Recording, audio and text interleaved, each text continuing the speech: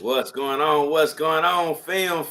Welcome to another episode of Let the Film Speak. I am one of your hosts, Chop. Here, my main man, Willie Jack. Willie Jack, how you feeling today, my dog? Man, feeling good, feeling great, man. Hey, man, I feel like I've been on the road, man. I finally got home, man.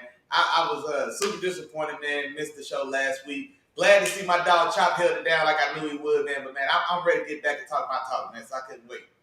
Hey, and I'm happy to have you back, my brother. You know what I'm saying?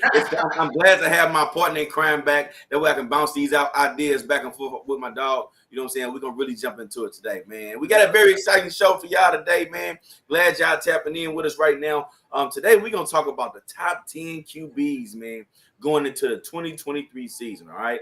And I'm going to go ahead and talk to you about it just a little bit. You know what I'm saying? It has a little bit to do with the past. You know what I'm saying? But some of this is projection too. You know what I'm saying? Actually, the majority of it is projection. No, we definitely looking for tomorrow. You know what I'm saying? Yeah. We definitely looking for 2023, and these are what our expectations are, man. So top 10 QBs today, man. Y'all need to tap in with us. We got an exciting one today, and I guarantee you this one gonna have some fireworks, man. This one definitely gonna have some fireworks. But before we do any of that, man, we got some house rules, man. Got some house rules, and it's the same as always. That's like, that's share, that's subscribe, man. Become the newest member of the Film Fam. We truly appreciate each and every one of y'all for coming in here, to checking us out, to talking with us, because we love to talk back, you know what I'm saying, and shooting the stuff with us, man. So we appreciate each and every last one of y'all. Also, don't forget to hit that notification bell. How else are we going to know, or are you going to know when me and Willie Jack got something cooking in here today, man? How y'all going to find that out, man? Only way you're going to be able to find that out if you hit that notification bell, man. And, of course, we want y'all to be involved, and I guarantee you, we will not let you down. All right. Willie Jack. Yes, sir. Starting off a little bit different today, big dog. Starting off a little bit different. Come on. So normally, we jump into the news. We may have some announcements. But today, man, we're going to talk about some of the posts, man. We had a couple posts that went out, you know, courtesy of my guy, Willie Jack. You know what I'm saying? He likes to post in there. He likes to spark up the debates. You know what I'm saying? He likes to put this information out here, man. And courtesy of my dog, Willie Jack, he put out a couple of different posts. And the first one I want to talk about is the Mount Rushmore of overrated QBs. Okay. Now, on this Mount Rushmore of overrated QBs, it had the faces of former Dallas Cowboys quarterback Troy Aikman, former 49ers quarterback, and who a lot of you feel like is the GOAT, and Joe Montana. We had former Steelers quarterback, Terry Bradshaw, and the last guy, man, a former Miami Dolphins quarterback, Dan Marino. Blasphemy. I'm sorry. What did you say? It's my fault, cuz. Say it one more time. You said what? I couldn't help. All right, go ahead. I'm sorry. I'm ready now. Well, here we go. Check this out. I need to know what you thought of this list, Willie Jack. And I need to know, you know what I'm saying, if you had some names that you would put up there. Talk to me, dog. What's up? The first thing is, and I don't know which one of these pissed me off more. Joe Montana, the original GOAT. You know what I mean? Before we you know what I'm saying, TB12, man, touchdown Tommy, that's the GOAT, man. Right. It is what it is. The baton is meant to be passed. You know what I'm saying? But before touchdown Tommy, it was Cool Joe. You know what I'm saying? So I don't know how he goes from GOAT for about 20 years until touchdown Tommy, maybe 5 years ago, supplanted him. How do we go from there to now all time overrated? So that was hysterical. Then we get to Dan Marino, mind you, who set records broken by guys like Tom Brady, Peyton Manning, Ron, and these guys 30 years later. Drew Brees. 5,000 yards in 1984. 5,000 passing yards, his second year in the league in 1984. The mark wasn't touched again until Drew Brees did it in 2011? Just way ahead of his time. You know what I mean? 20 years ahead of his time, 30 years ahead of his time. I couldn't get over that at all. You know what I mean? Now, Pastor Troy, you know what I'm saying? Troy Aikman, he would be on mine as well. And I left him on mine when I did my own. I'm sure we'll get to that a little back and forth. And then touching the other person up there though, Paul. Terry Bradshaw.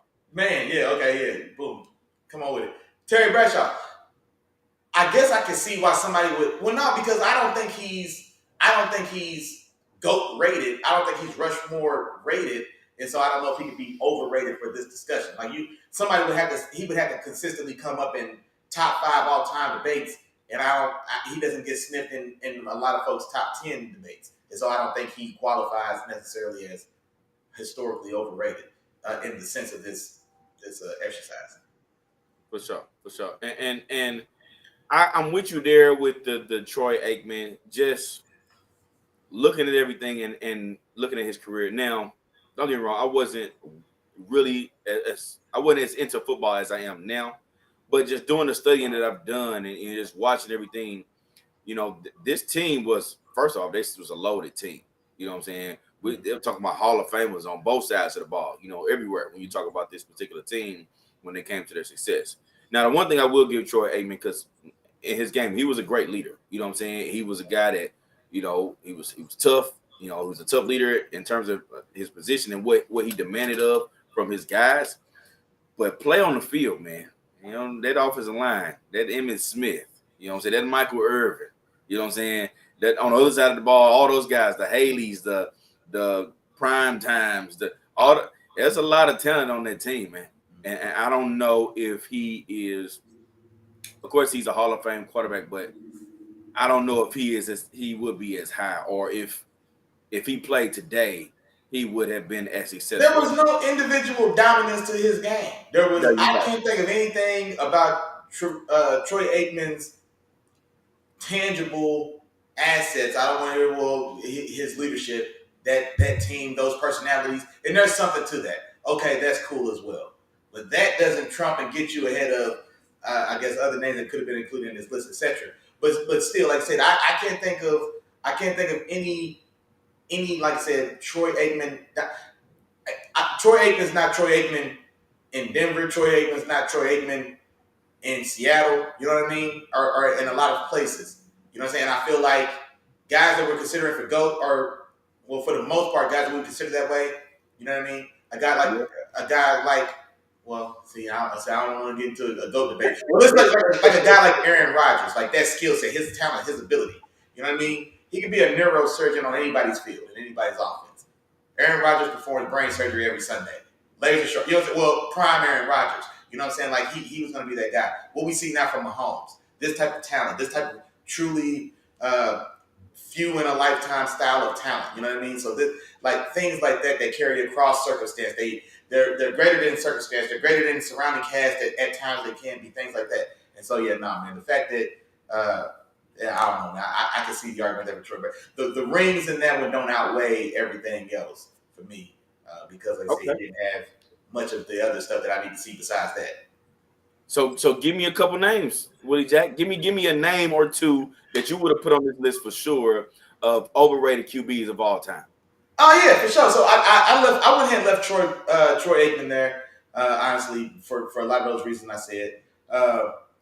Oh man, now I'm thinking who else is on my list here. I had Eli Manning, and then honestly, I think talking to somebody in the group on the post, and then even talking now, kind of like we said about Terry Bradshaw. He's not necessarily. I don't know how overly rated he necessarily is, and so maybe I shouldn't have included him when I put Eli. But I was I just was not a fan of Eli Manning. He's a quirky, funny dude, especially off camera and like now. Or whatever, but like I just did not enjoy Eli Manning or those Giants teams back in the day. Anywho, Eli. Wait, who did I have? Oh, yeah, Elway. I spoiled it now. Okay, I got two names on there that's probably a little controversial. Okay, and I think my partner just said one on. So I think John Elway is overrated. It doesn't mean that he's not great. Because I do think he was a great player, but I also do think he's overrated.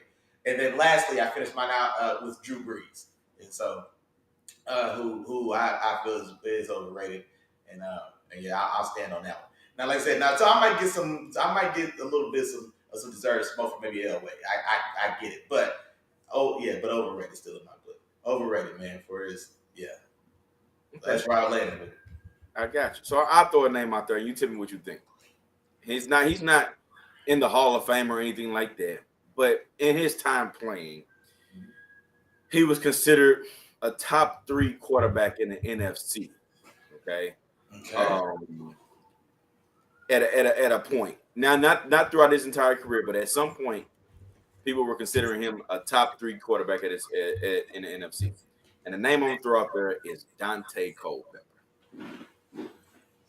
Think about it. No, Think well, about because I don't. No, I don't think he was. He performed. He was a statistical Pro Bowl style guy, but I don't think he got. He was never mentioned in conversations with like his. I don't think he ever breached like tier one. Like I don't think he was ever in that category. So like, let's say if we're gonna give Culpepper late '90s, early 2000s, I don't think he. That's gonna be what the. That's gonna be Steve Young. That's gonna be Brett Favre. That's still Elway. That's Donovan McNabb. That's still late night. That's still Jim Kelly. Um, Troy's still playing for what that's worth. Man, damn, that sounded disrespectful. My bad, Troy. I respect the championships on him. But yeah, Troy. So I don't think like if we were to say the top of like the premium tier one quarterbacks of that time or that era, we're going Brett Favre, Steve Young. I mean, like I said, Elway, man, Elway he's past it. You know what I mean? So I mean, he's past it at that point. He got them Terrell Davis rings in '98, '99. So you know what I mean? So I mean, he's already kind of past it. Those two for sure. And then I guess Aikman is still in there because this is still the champagne is still wearing off from that last ring in what '94. You know what I mean? But they're still competing. They're competitive. Still in '95. Or no, excuse me, what '90? What you know the year I'm talking about? Anywho, and so yeah, but I don't think he ever was in that conversation to be in that group. Like I don't think he ever kind of sat on that line of being thrown in that mix. I think he was definitively a tier below those guys, and so I wouldn't say he's overrated. So the reason why I say that is because I remember at the time, and I was excited. It was the first time in NFL history there was 3 black quarterbacks that made the Pro Bowl.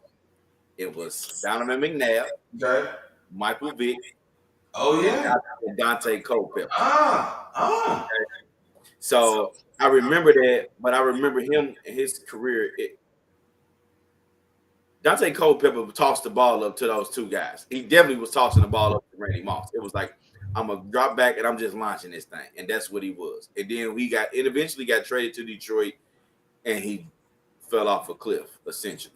You know what I'm saying? Then he battled some injuries too, but Dante Culpepper for me was like he really ain't that good. He just got this this young stud, this stallion over here that's rolling people running up the sideline. All he got to do is throw it deep, and he gonna go get it, no matter what because you can't outthrow him. So that was just it for that. Okay, I gotta pull some Culpepper numbers, man. I want to see how he wound up. Damn, man, I didn't know you was going that hard on Culpepper like that, man. What that do? He wasn't bad.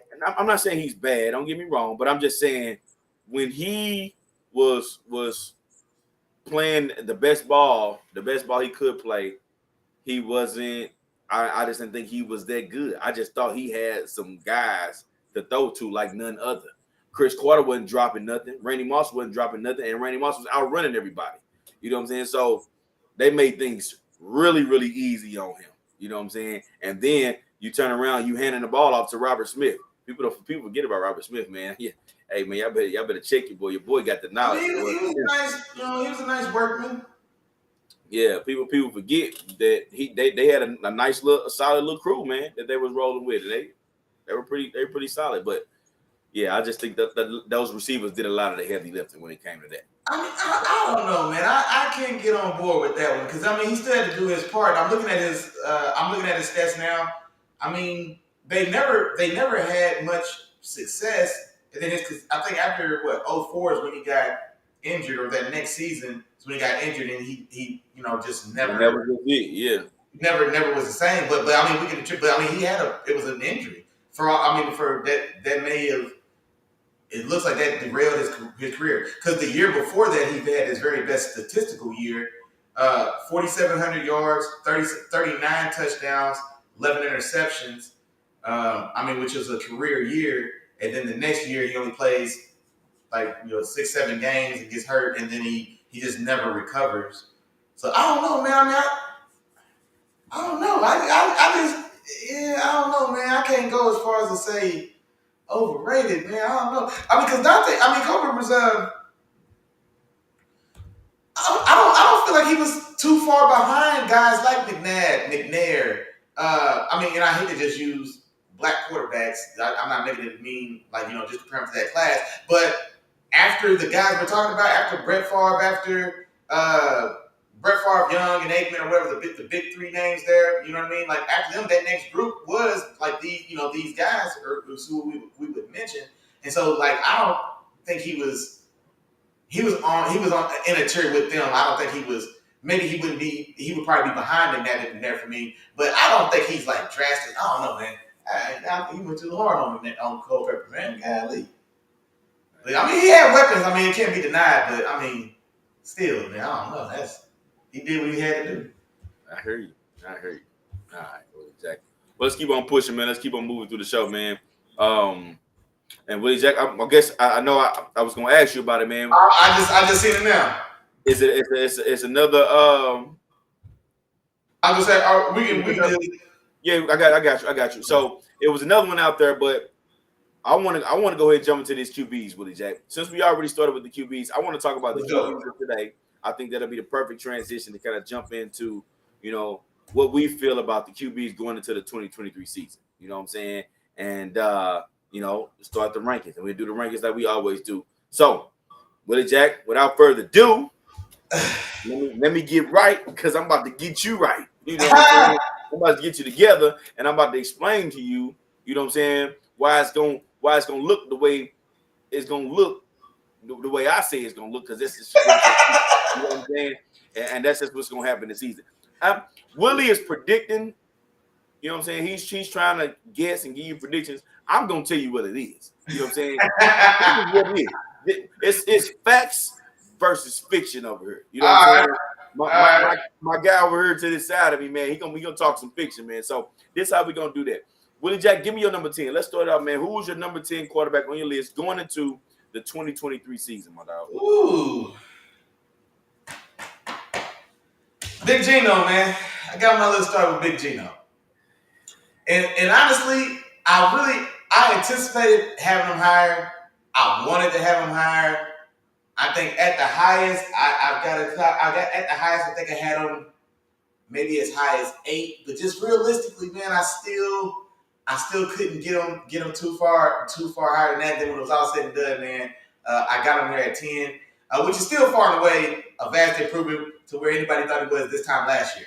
You feel me? So coming off the season he had, his season last year, I would make the argument he was inside the top 10 for sure. He was probably definitely top 8 as far as how he performed last year, in my estimation or my opinion.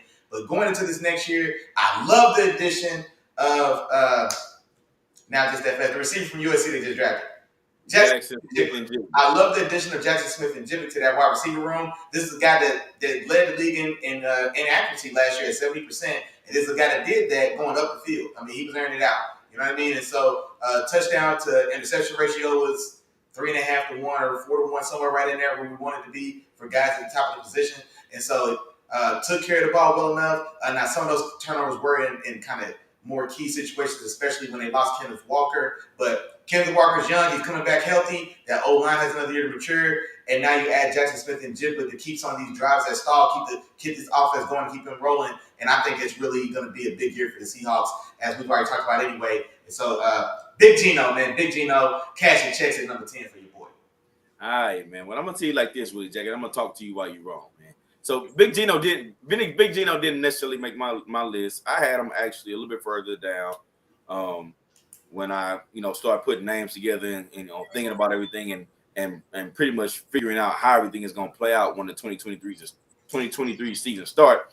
And I honestly feel like Gino's going to take a little bit of a step back, and the reason why I say that is because you ain't catching nobody else by surprise no more, and we saw towards the end of the season, some of the play of Geno Smith start to tell just a little bit. Yeah, he, like you said, he led the league in completion percentage and all that stuff. So he was accurate, but now everybody knows what you're capable of.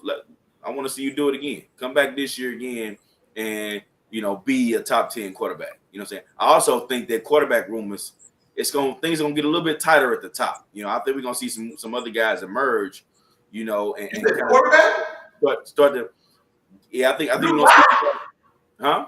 Drew Lock's gonna challenge for that job? What are you talking about? No. I ain't talking about the job. I'm talking about overall the quarterback position in the whole around the league. I think. Okay. I misheard you. Okay, go ahead. Gonna jump. Their players gonna jump up, and they're gonna jump up into that conversation of that top 15. You know what I'm saying? So things are gonna get a little bit tougher. Things are gonna be a little bit harder, and your players gonna have to elevate. You know what I'm saying? Right. Which is why number 10. I'm telling you why I'm starting my list off with Russell Wilson. Yeah, I said it. I said it. Russell Wilson. Russell Wilson is going to be the number 10 quarterback this year. Let me talk to you. Let me tell you why. Okay. You will see the resurgence of my guy. First and foremost, I don't believe anybody just loses it. You know what I'm saying? I don't think nobody. This is not, Michael Jordan Space Jam where they come, feel his powers out of a football and he just can't throw no more. He can't do nothing no more. I don't necessarily believe that. And when I watched him last year, it looked like he still has a lot of the same qualities. I think the biggest thing is the move that the Broncos made in the offseason, and that was Sean Payton. Okay. Drew Brees' first all-pro season didn't come until he got with Sean Payton. Okay. Payton had a way of making things easy for his quarterbacks, and Brees led the league in completion percentage 6 times throughout his career. 6 times he led the league in completion percentage. That was all under Sean Payton. You know what I'm saying? So I think that Russell Wilson being under Sean Payton, he's going to get back to that. He's going to make things easy. You know what I'm saying? He has his Cortland Sutton as his Michael Thomas. You know what I'm saying? He has his Jerry Jeudy as his you know what I'm saying, his second receiver. So he has a lot of those, not the exact same weapons, but he has some guys over there that he can work with. I think, like I said, Russell Wilson is also smart. You know what I mean? So I think that they're going to be a perfect match to where they can get Russell Wilson back on game. And I think we're going to see, a Russell Wilson that's going to be closer to the Russell Wilson we saw in Seattle versus the one we just saw last year in Broncos country. Let me tell you why you're wrong, man. Let me tell you why you're wrong. You're gonna have to do a lot of convincing to me, sir. Now, I'm not gonna lie. I do think we're gonna see a drastic improvement from Russell Wilson this year because I do agree. Sean Payton, like I said, quarterback whisperer, as cliche and as whatever that is. If there's any guy that's gonna probably aptly fit that description, Sean Payton's one of those guys. And so I think there's some legitimacy there. I think there are weapons there. We've got to get the weapons on the field together, healthy, and then for an extended amount of time. I'm talking about Cortland Sutton and Jerry Jeudy, on both of those guys on the outside who are talented enough to threaten top 15 receivers in this league if they can stay on the field. And so, but just like you said, now I like the pieces that they have around them. I really like Javonte Williams coming out of North Carolina 2 years ago. He's coming back from injury.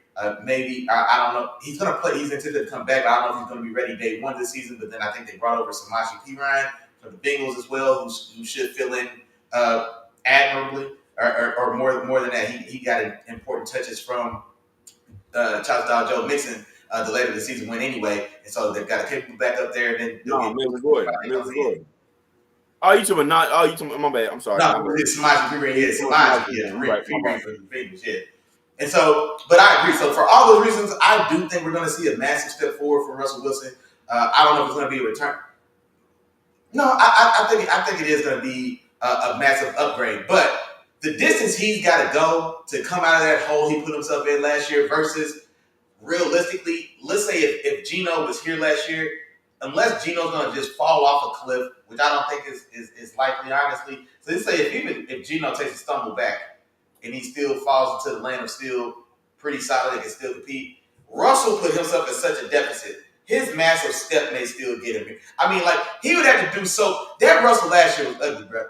You was ready for you, man. What you pulled the plug on Russ around week 4 last season, or was I early on them? No, you know what? I was early because I think you had them go to the playoffs. So yeah, I was ready to pull the plug on Russ, man. By around week 4, man, it got ugly fast. Here's the thing, though. One, we're not talking about a player that's like it, and not to pick on your team. I'm just using him as an example. We're not talking about a Kenny Pickett where we're predicting him to make a drastic jump We're talking about Russell Wilson, who's been here before, who's done it before. So for me, it's like if he does come in and have a Russell Wilson, a 2015 Russell Wilson season, it's not going to really be surprising to anybody because we've seen it before and we've seen it consistently. Nah, you know what I'm saying? it's still gonna be surprising, bro. To revert back it's not going to be that MVP surprising after the season he just had, that's still a shock. That's not going to be that. The way he looked last year, bro. It's not going to be like a decent year, bro. If it was a decent year, or if it was a year that was still above, like if he was still a year where he still finished around, if we were ranking further and further, let's say if he was considered in the round of Kirk Cousins, Dak Prescott, like guys that are, right there from 10 to 15, and then he had an MVP year, that's not a massive jump. And like, okay, yeah, Russ that took, bro, he was easily a bottom 8 quarterback in the league last year. Yeah. And so now to return to MVP from that post, that's like I get what you said as far as MVP. I didn't say MVP. I didn't say MVP. I didn't say that. I'm saying we know what he's capable of. Like he's capable of that. Like let's say I'm trying to think of a quarterback that's been playing for a while. That's been Kirk Cousins, right? We know Kirk Cousins will come and he's gonna play ball and she's gonna sling it or whatever. You know what I'm saying?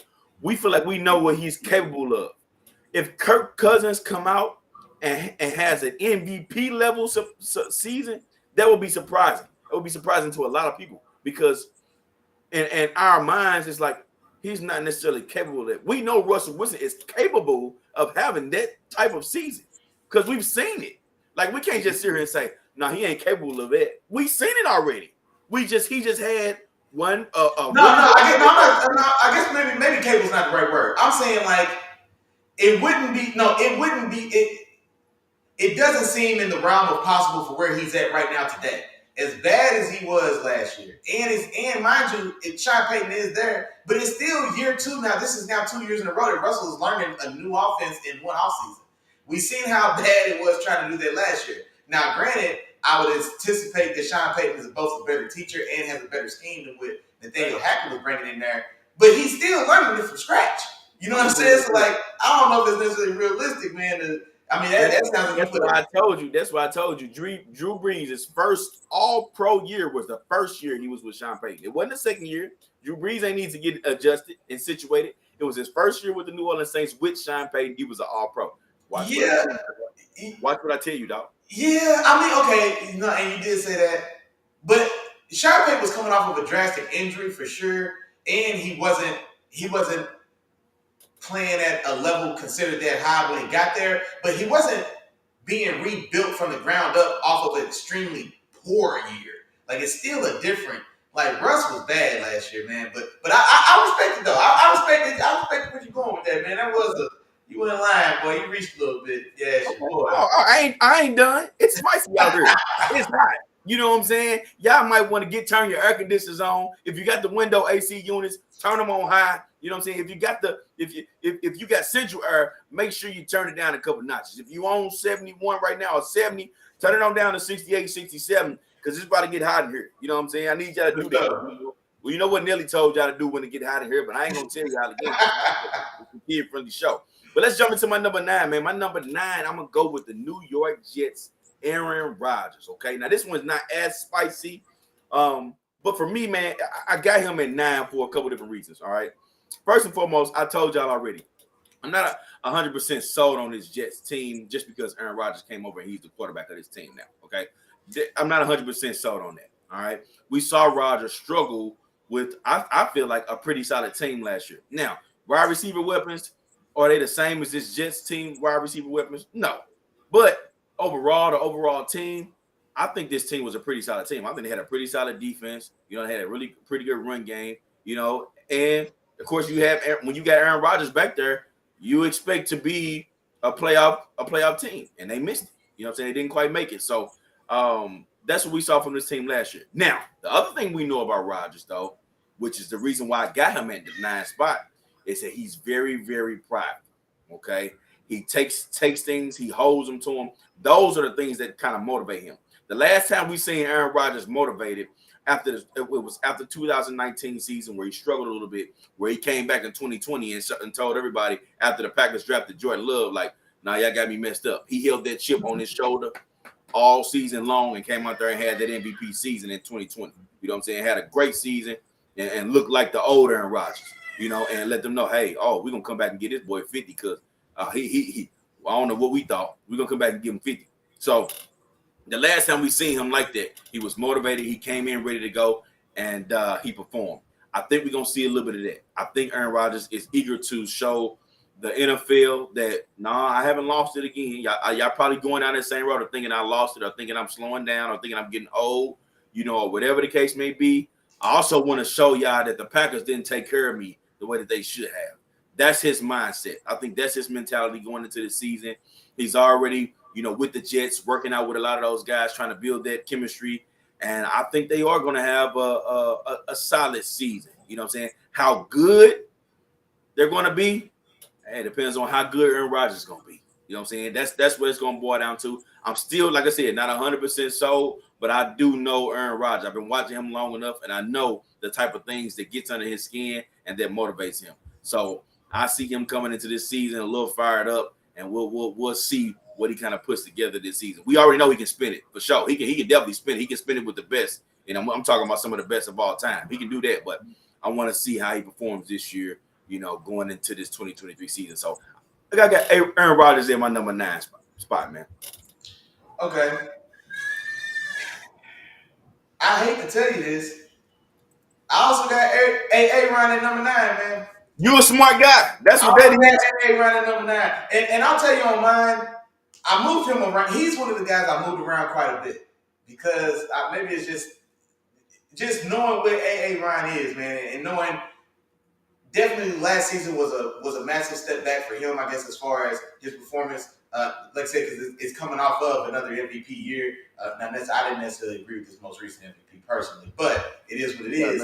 But it is what it is. But I like you. I'm thinking the same thing. I don't think there's any mojo as far as like, well, now Aaron's mass and now he turns into an MVP. But I don't necessarily think it's that. But he is definitely a powerful guy. He's a guy that's uber aware of his legacy. He's uber aware of his stats, etc. Yeah. And so he does have extra motivation to really stick it to the Packers. So I do think you're right there. I like these new weapons. I like Garrett Wilson. I like him now going to be with Garrett Wilson, seeing what Garrett Wilson, how he's able to produce, and with the guys throwing him the ball that he had last year. And so I can only imagine that as productive as he was last year, now we give him Aaron Rodgers, and I can only imagine that he goes even further, and also just growing, still maturing, and just becoming a more polished player just as he gets older anyway. So I like that. But the reason I ended up bringing Aaron back down, I had him as high as I had Aaron as high as like kind of 7-8, but that Jets offensive line, and so. As talented as Aaron, I think as talented as his arm still is, I do like the addition of Garrett Wilson. They bring over a couple homeboys as well, Alan Lazard and Randall Cobb. They've still got Corey Davis on the roster as well right now. And so that's a very deep room of guys to work with.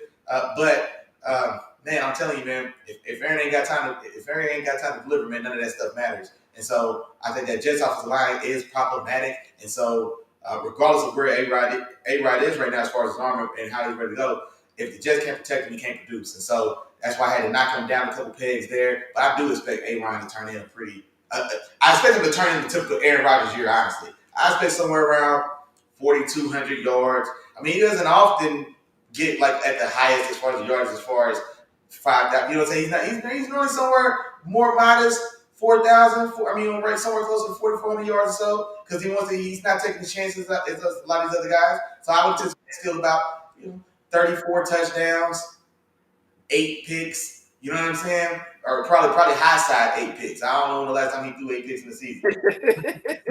So maybe because it's a down year, you know what I'm saying? The 34, 32 touchdowns, maybe as many as 8 picks or something like that, which is going to be off brand for Aaron Rodgers. But I definitely do expect him to. I expect A-Rod's going to have some. He's going to have some of those flashes, man, where he's going to carve and light some boys up, and it's going to get people excited. But I think on the whole, I just really don't know how far I can trust Aaron Rodgers driving that train, man, with the O-line in the shape that it's in right now. Okay. Well, go ahead and jump to your number 8 then. We already said we right there at the same. Ah! So come on with it. I want to see what you got, man. Show me what you got, bro. Yeah, I should have said as well, man. 7, 8, 9. I mix those guys around any which way. This is the way it's going to fall right now, man. So right now, I'm going to go Kirk Cousins. I'm going to go Captain Kirk Cousins right now at 8. And like I said, he's another guy. I had him as high as 7. 7, 8 is where I kind of had him. So I'll go right now for 8 for Captain Kirk. And so I'm probably more of a fan of Kirk Cousins than a lot of folks for sure. But I think he's a guy he's underrated. And I always make the argument that he's a little underrated, but then people take that argument as I rate him overly high. Like, well, no, not necessarily that, but I think he doesn't need necessarily more credit, but he doesn't get whatever. Okay, Kirk Cousins. Consistent, man. So I know I'm getting a guy who's going to be somewhere around 67% accuracy. I know he's going to give me somewhere around 4,500 yards. I know he's going to give me somewhere around 35 touchdowns. And honestly, he tends to take care of the ball pretty well as well. And so I anticipate that he's going to keep me somewhere around 12 interceptions. He's going to let me. He's not going to necessarily inhibit us from winning because of just loose play, turnovers, and that sort of thing. Now, he may come up short because we need him to be the guy that makes the play in a crucial moment. Maybe he doesn't step up to the plate right there, but he may not be the guy that individually wins me the game, but he's rarely the guy that just flat out causes the one bonehead play that loses the game. So that's what I'm getting for Kirk. I love that he still has the best receiver in football on his team as well, young Justin Jefferson. I really like the addition of Jordan Addison. Now, I don't know what we're going to get out of Jordan Addison in year 1, but I do like that compliment. We saw as successful as that offense was with is that Kevin Conley, the coach out there as well. So all those things are still in play. They had a very successful season last year with 12, 13 wins. Now, I don't think they necessarily get the same win rate, but this is definitely a team that was competitive and stayed in games because of a high-powered offense led by that passing attack with him and Justin Jefferson. So I think they do keep going. I don't know what's going to happen with Dalvin Cook, whether or not they let him go. And then also I think they got good O-line play from the young tackle, Christian Darrisaw. And so I don't see any reason why I don't anticipate another typical year for Kirk Cousins as well. So somewhere, just like I said, for Aaron Rodgers, 4,500 yards, 30 touchdowns, 10, 12 interceptions, pretty accurate, 67, 68%. And like I said, man, and just give me a consistent 303 a week. 303 a week. 302 a week, maybe Kirk Cousins. 300 yards, about 2 touchdowns a week. I think I feel pretty good if expecting that Kirk Cousins. Gotcha. Well, Jack, and I ain't mad at this one. Kirk Cousins didn't make my list either. I feel like a lot of Kirk Cousins for me, man. I like him. You definitely right. He's gonna put his numbers up. So he's gonna continue to do that, and they got the weapons to do that, and I think he will continue to do that. But I don't know, man. In my mind, man, I just got a couple other guys in my mind, and one of the guys that I'm about to get to next, man, is just a little bit more talented, and I this is maybe I'm gonna call this the leap year, my leap year, man, because it's gonna be some guys making a leap, and that brings me to the guy that I want to talk about, man. And I'm going over to Cleveland, man. I'm going over to Cleveland, and at number 8, going into the 2023 season, I got Deshaun Watson. Okay, and let me tell you why. And I know he probably ain't on your list, but that's cool. You know what I'm saying? I'm telling you what it's gonna be, not what you predicting it to be. You know what I'm saying? If you just listen to your boy, I'd have got you out of. You know what I'm saying? I can learn you something. I'm gonna learn you something. Come on with it. Here's the thing with Deshaun Watson, right? Of course, we know everything that's been going on. I'm not even gonna get into that. It's been a lot going on around Deshaun Watson's name. Okay, so this year, like I said before, is the first year in a while that he can go into a full off season without as many distractions. Okay, doesn't have a lot of those same distractions that he's had. He can get the full off season. He can go be with his team for training camp. He can do all the normal things that he was able to do beforehand and get prepared for this year. And I think he's going to be able to do that. Now, here's the other part of that too. The reason I got another guy that I was thinking about on my list too was Jared Goff. We talked about Jared Goff too, Willie Jack, and the season that he had last year. So I thought about putting him on the list.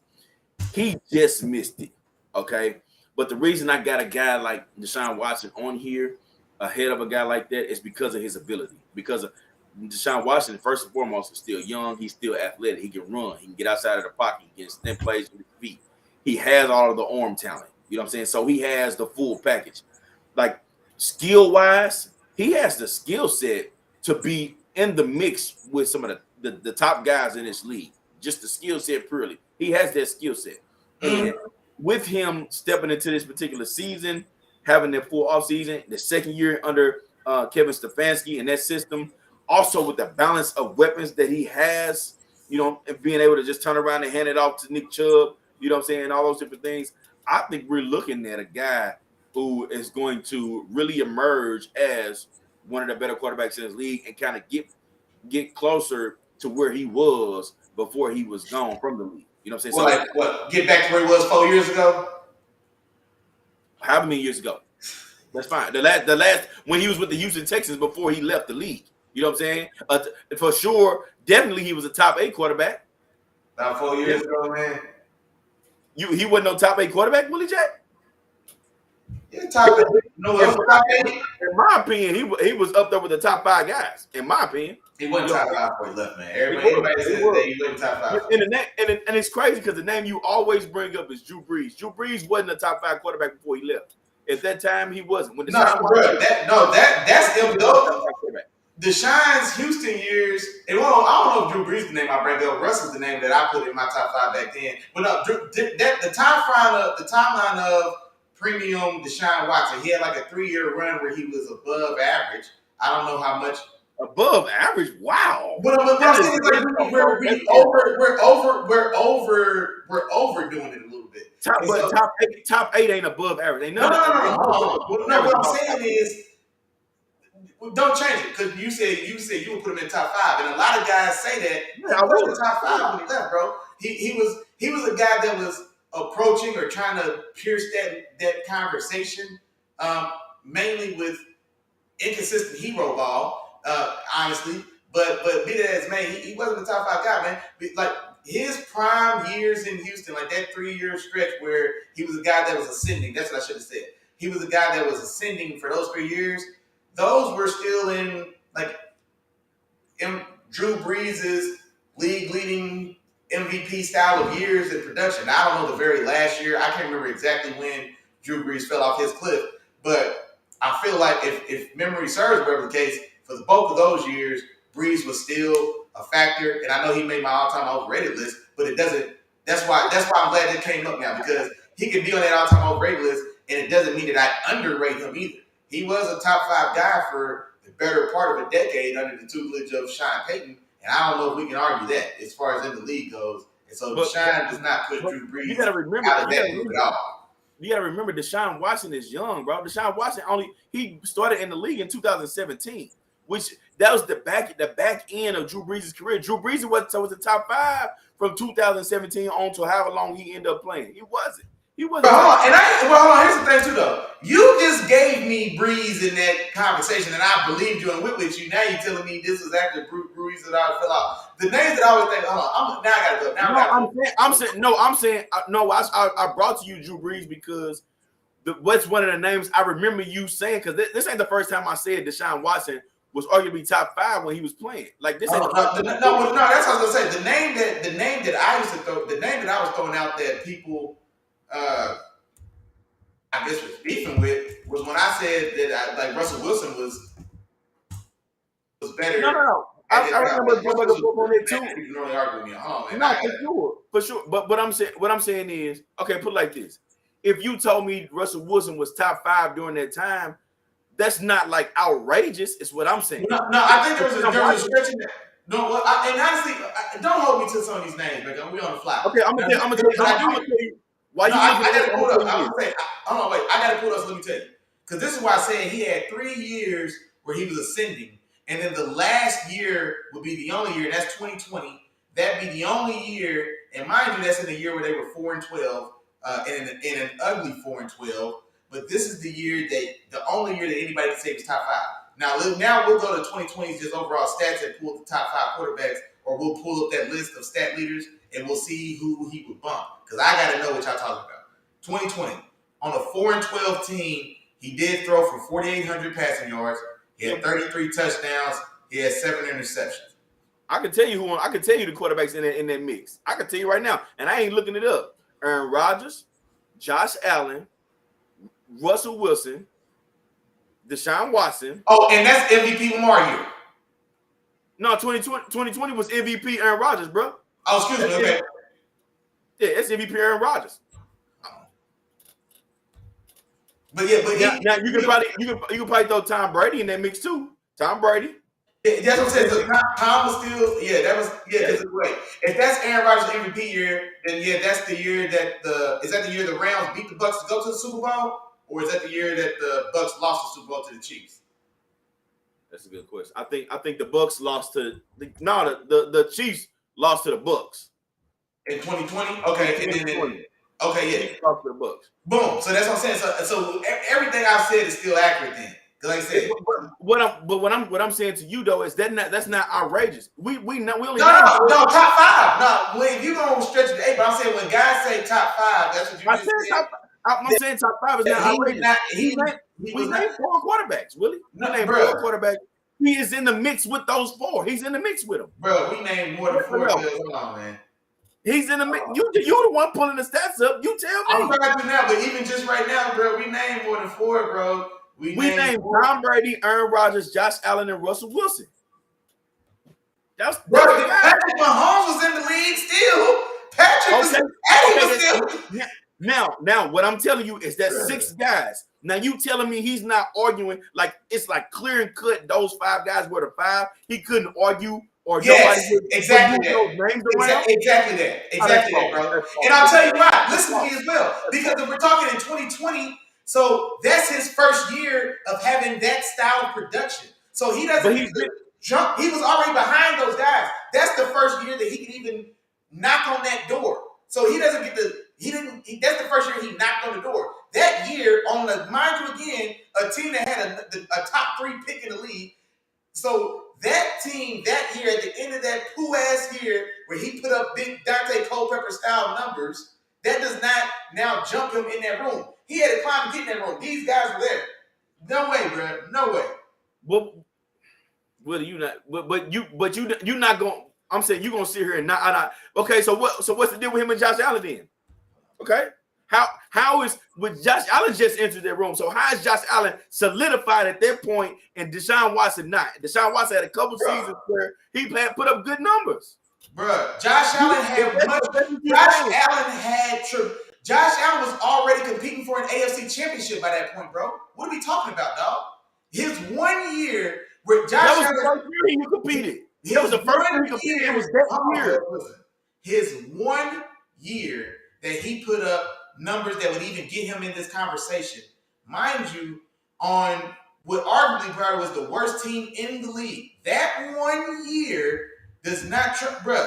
He's behind. Look here. He's behind Patrick Mahomes. He's behind Tom Brady. He's behind Big Josh. Hell, he's behind Aaron Rodgers, who was the MVP that year. He's behind Russell Wilson, who threw 40 touchdowns and only 13 picks that year. Those are all the names we named. Bro, we named those names. And I'm not gonna lie, it's still close between him and a young Justin Herbert at that point. You know what I'm saying? It's very close between him and Justin Herbert. But what I'm saying is those 5 names. Justin Herbert's a rookie. We know he wasn't in that competition. This is what I'm saying to you. I'm talking about his performance that year, because that's his 1 year of performing.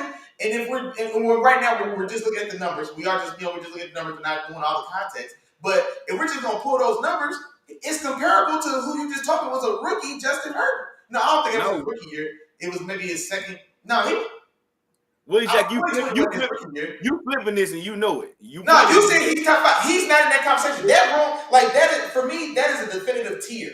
He's not in that tier.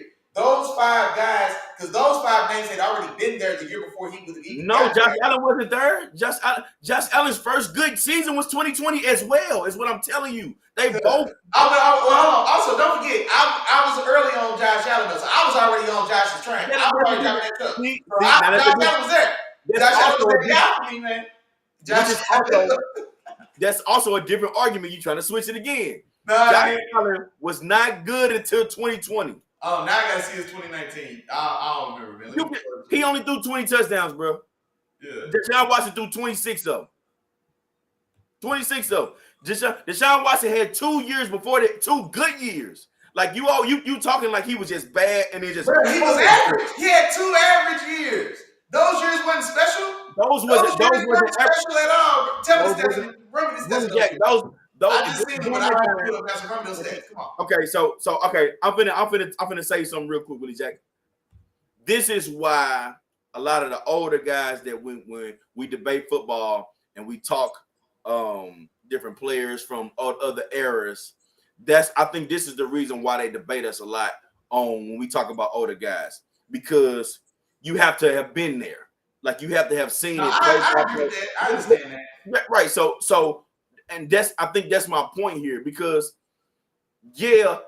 those you looking at the raw numbers, I don't know if it's 3,000 or 4,000. You probably looking at them right now. But John Watson, during that time when he put up those numbers, those wasn't bad. Those were good seasons. It was a reason why people was looking at him like, okay, man, this guy's nice. He's nice. Yeah, he was. Listen, what I'm saying though. It was the reason why we was looking at him as nice. He had that season. Nobody looked at those numbers and said those numbers are nice. In 2019, people were still airing the ball out. 5,000 yards was still regular. He didn't throw for 4,000 yards the year before, bro. What I'm saying is, listen what I'm saying. He was a young player. His second year in the league, it was a decent year. His second year in the league was a decent year. He didn't set the league on fire his second year in the league. It was a decent year, but it was a good year. What I'm saying is, he didn't have the rocket-style trajectory that guys like Patrick Mahomes and honestly Josh Allen did. So Josh Allen, that one Josh Allen year was still far and away. It was still far and away better. Still in that year, that was Deshaun Watson's best year, and Josh Allen's year was still a greater year. And he was competing. We were talking about Josh Allen being the Bills being the best team in the league that break out Josh Allen year. He still trumps Deshaun Watson there, who was on the worst team in the league, while he just got all those garbage, while he just got those hero ball numbers. No. We're not gonna do that, bro. We're not gonna do that because they had a bad season, but all his stats were no garbage stats like late in the game. No, they wasn't it. I'm saying was playing some good ball, dog. He had I'm not saying he wasn't, but that was not the year that we could say, he's in the conversation for top 5. Hell no.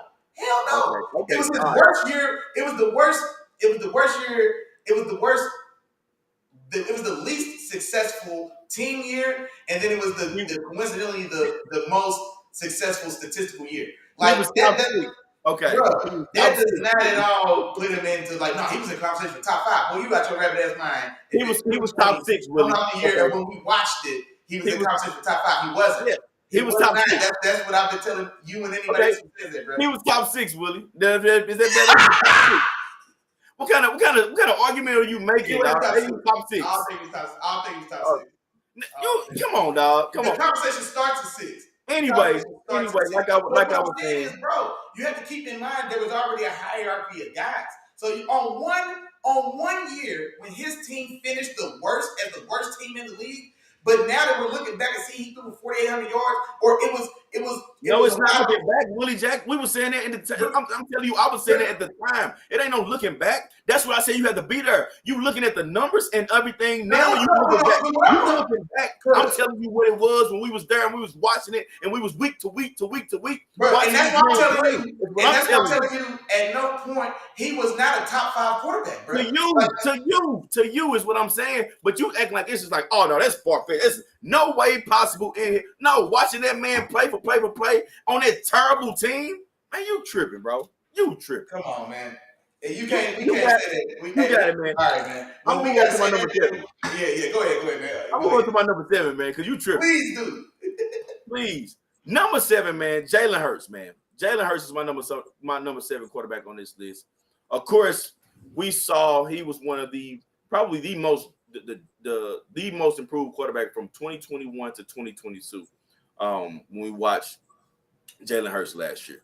You know what I'm saying? It was like 9 day. In 2021, when I watched him on the field, game for game, he struggled with basic reads. He held the ball too long. You know what I'm saying? Struggled with more of that pass leading attack. And it wasn't until they switched that offense around, they started running the ball more until that team started to become a little bit more successful. Then turn around to 2022, fast forward, he looked like a totally different QB. You know what I'm saying? Passed with great accuracy, avoided a lot of pressure, extended plays. You know what I'm saying? I'm talking about everything that you want to see in your starting quarterback or in your franchise guy, he showed, which is the reason why he got paid. You know what I'm saying? They went and gave that boy that bag. You know what I'm saying? We've seen a lot of that. And then also, of course, it had a lot to do with adding a number one receiver on the outside that he can rely on, they can get the ball to, you know what I'm saying, they can be successful. So those were things that all aided in his growth and him being successful. And Jalen Hurts, man, like I said, one of the most improved quarterbacks from 2021 to 2022. And this year it's looking like it's going to be more of the same. You know what I'm saying? It's going to be looking like a guy, you know what I'm saying, that can do all of those different things. And I think that's his greatest gift is being able to extend plays and turn nothing into something. You know what I'm saying? And I think that's him being able to do that is what makes this offense just that much better. You know, so I like Jalen Hurts as this number 7 spot. I got him at 7. I know I could have him a little bit higher, but I got him at 7 because I think there's a few other guys out there that I'm expecting a little bit more from. And like I told y'all, it was going to get hot in here. You know what I'm saying? It's already warm. You know what I'm saying? Y'all probably just turn the temperature down a little bit more because it's going to keep getting hotter as this team. It's going to keep getting hotter as this list keeps going, man. But I got Jalen Hurts right now at my number 7 spot. You know, QB Philadelphia Eagles, man. What's okay? And yeah, I got him on my list. He's a little higher on my list, and actually, he's not far off. And so I'll talk about him here in a second. Okay, what's up? Talk to me then. Who's your number 7? I'll go into my number 7, and this is where I end up putting Trevor Lawrence. And honestly, well, okay, so I'll do this. Trevor Lawrence, I'm going to say is 7, and then at 6, I've got Jalen Hurts. And so you're going to double them up, huh? Yeah, because so I had them right there, and so that's why I can see your 7 for Hurts because I had them right there in that mix. I went back and forth a little bit on Hurts and Lawrence for which one of these guys I was going to have at 6. No, I'll tell you the truth. 5, 6, and 7, I had kind of I rotated those guys around. Hey man, tell me what's up, man. You told me 5, 6, and 7. Then you told me 7, 8, 9. What's up with your list? Exactly, bro. That's how. Some of these lines blur. You know what I'm saying? And you got the nerve. You just told me that you was thinking about 5, 6, and 7, and 7, 8, 9, and you mean to tell me that Deshaun Watson wasn't arguably top 5? He wasn't top 5. You mixing 5 through 9. He was comfortably top 5. Or he was comfortably top 10 for sure. I'm not arguing that, but he was not top 5 because the way we have to remember how we actually look at it and grade it, bro.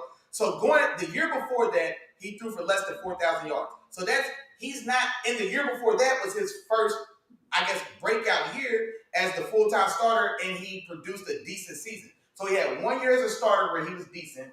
The next year, full-time starter. Now we actually know who he is. We know him every week now. You know what I mean? He's Jalen Hurts going into this season. No, not even next. He wasn't even that successful. But I'm saying, like, he's on our radar now. We know, like, okay, no, this is a talented young guy.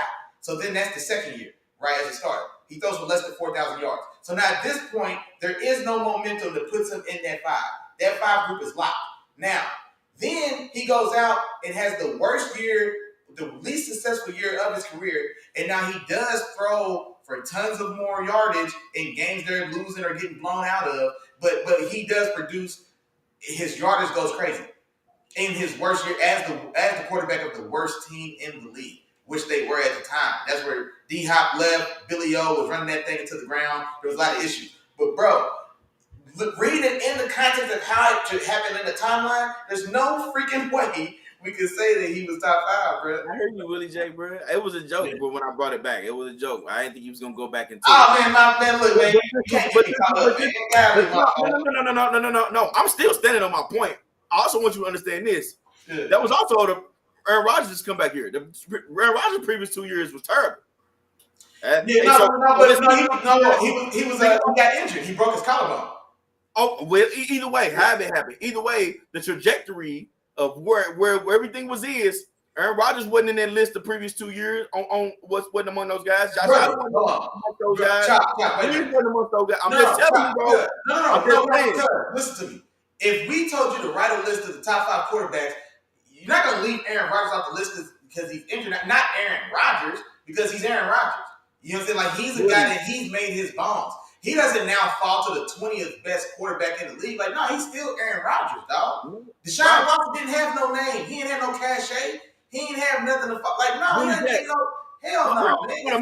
Hold on, here we go. Hold on, no, because you were wrong.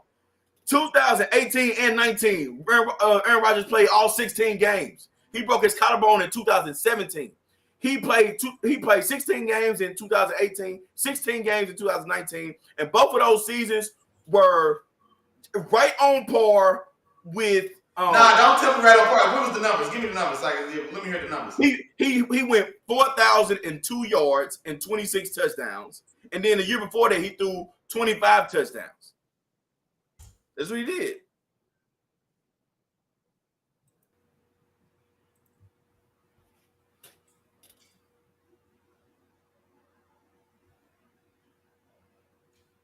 Okay, so you mean to tell me? So I like how you pick and choose those stats.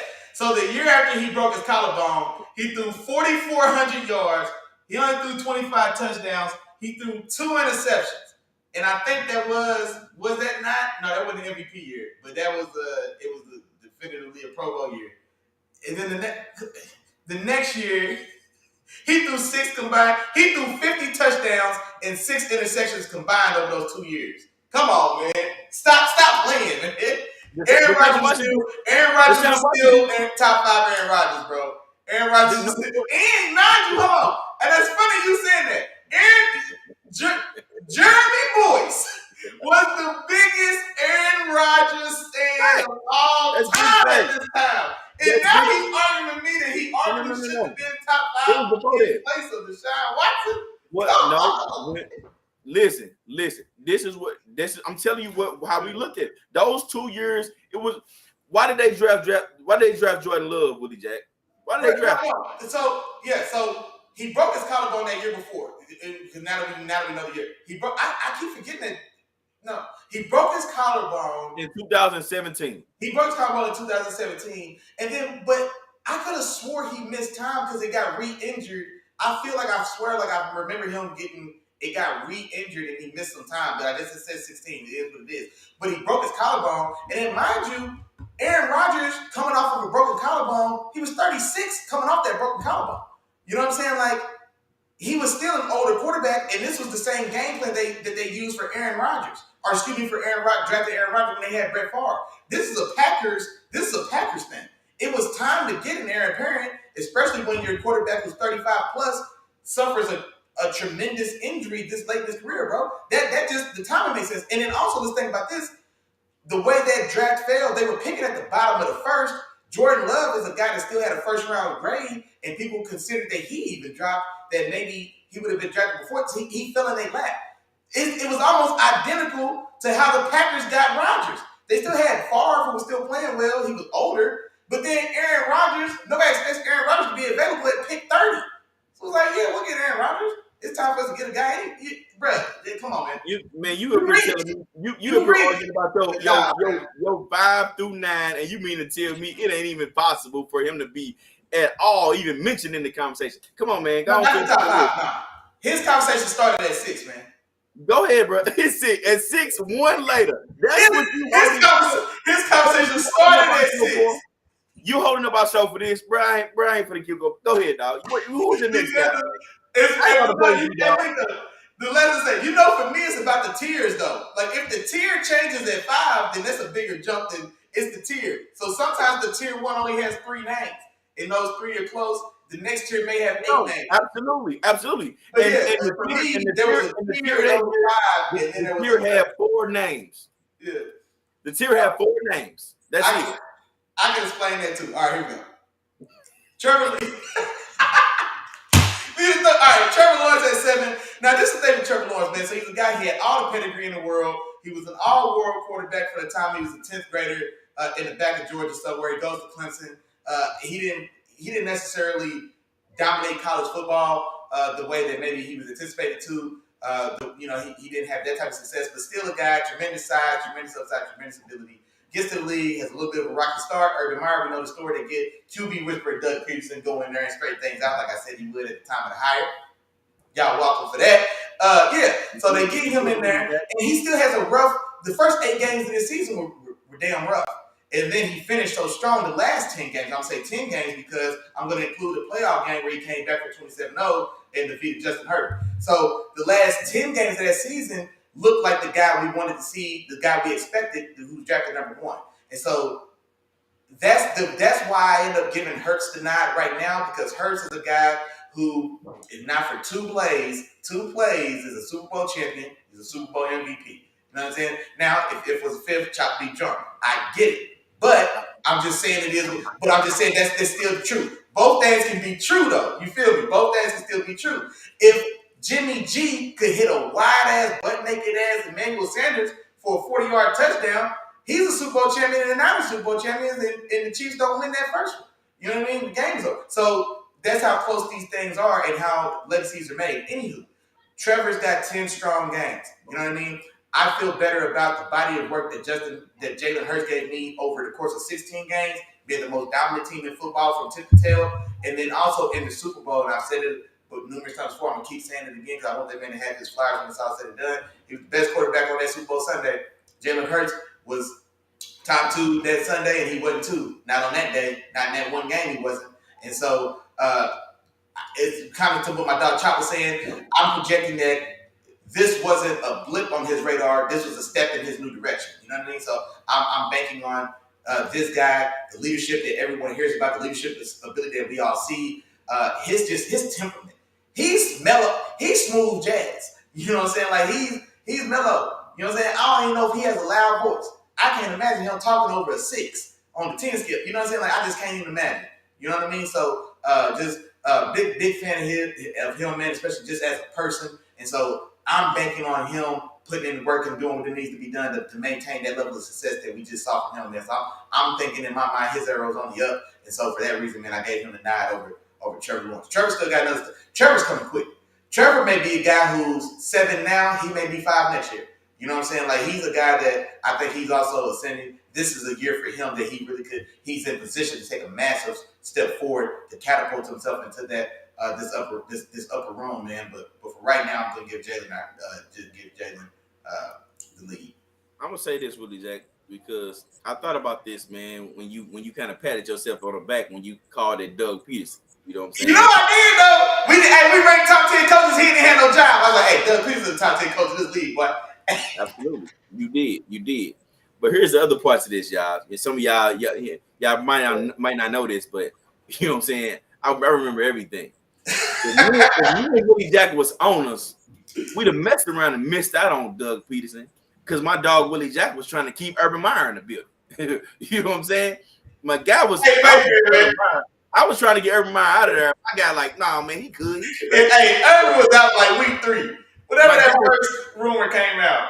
My guy was kicking kickers, signing man, my guy was doing all type of stuff. He was kicking it at the club, man. Hey, I ain't gonna lie. Chop was like, man, first off, he's kicking kickers. That don't make no sense. And now he's kicking it at the club. I was like, hold on, man. You mean to tell me that on his off night off, he came in and, you know, he was in the bar. He was just doing what he got to do, man. I was mad. I was trying to defend the man. Man still got to enjoy himself, Chop. That's all. Enjoying himself, yeah, away from his wife. That boy was tripping. He was out here trying to live his best life. That boy moved from Ohio State and went up to the big league up in Florida. And that boy started tripping, man. He didn't know what to do with himself, man. But that's how it was. That's how it was. All right, man. Well, let's go and move to our number 6, man. My number 6, another projection, man. I can't leave him off the list, man. I gotta go Lamar Jackson. All right, man. I'm going Lamar Jackson with this number 6. And a lot of this has to do with the moves that were made in the offseason and the guy coming back and proving to everybody, hey, man, I'm that dude. You know what I'm saying? I really am that dude. I am this team. You put this team on my back, we're going to be successful. You know what I'm saying? This team won 10 games, you know what I'm saying? And about 5 games was played with their backup. and that was because of the hot start and the good first, I guess, 3/4 of the season that Lamar Jackson kind of led these guys too. You know what I mean? So now we talked a lot about them biting themselves in the butt and kicking themselves, in certain games and taking L's, especially the one against Miami earlier in the season when they exploded in the fourth quarter, and then I think it went into overtime. But Lamar Jackson is this team, man, and I think this year with the weapons that they've added around Lamar Jackson, I think this team could be the division winner in this division. I think they can be that good. I'm not saying they are, but I think they have all the pieces necessary. Last year, I felt like, oh man, this is the Bengals division to lose. But this year, I feel like the Ravens are right there. And I think a lot of it's, like I said, it's because of those weapons added around Mark Andrews. He now doesn't have to solely rely on Mark Andrews to make all those different plays. He has a plethora of guys to go through. So I honestly imagine this being a season similar to Lamar Jackson's MVP season, where I think he threw close to 40 touchdowns. Now, he didn't throw for over 4,000 yards. He threw for less than 4,000 yards, but ran for, I think, 1,000 yards. He was just doing it all for the team and all over the place. I think these weapons are going to help open up more things for Lamar Jackson, which is the reason why I think this year we're going to see that Lamar Jackson, something close to the MVP season that we saw. Not saying he's going to win MVP, because I think I got another guy who I'm going to talk to y'all about a little bit later. You know what I'm saying? When we open it up, who I think is going to win his MVP award. But I think we're going to have a season similar to that. He's going to play some really, really good ball, which is why I got Lamar Jackson at my number 6 spot. Okay. And I'm not mad at that at all, man. And actually, it segues perfectly for me because I've got Lamar at 5. Oh, okay. I was going to go to my 5, but hey, go ahead. Was it you? My fault, bro. Because remember, you did hurt. Oh, I did. No, you show right. Okay. Yeah, well, since you already got it there, okay. And then, I don't have much to add. I was gonna say, I can get out the way. Then you can just go ahead and go 4-3 if you want. Or I still do I'll do 5-4. Do 5-4, and then we'll go. Okay, yep. Bet. So yeah, I got Lamar at 5, and honestly, as for a lot of stuff you said, we know the talent, we know the ability, we know the injury concerns and all that good stuff. So that be as it may. I do like the additions made this offseason. But the team with the biggest boom or bust potential. Well, I don't even want to say bust, because Baltimore is one of those teams where they're still always going to be in the mix. I don't think it's a team that can implode and go from 11-5 to 4-12 the year before, like Deshaun Watson last year in Houston. I don't think they do something like that.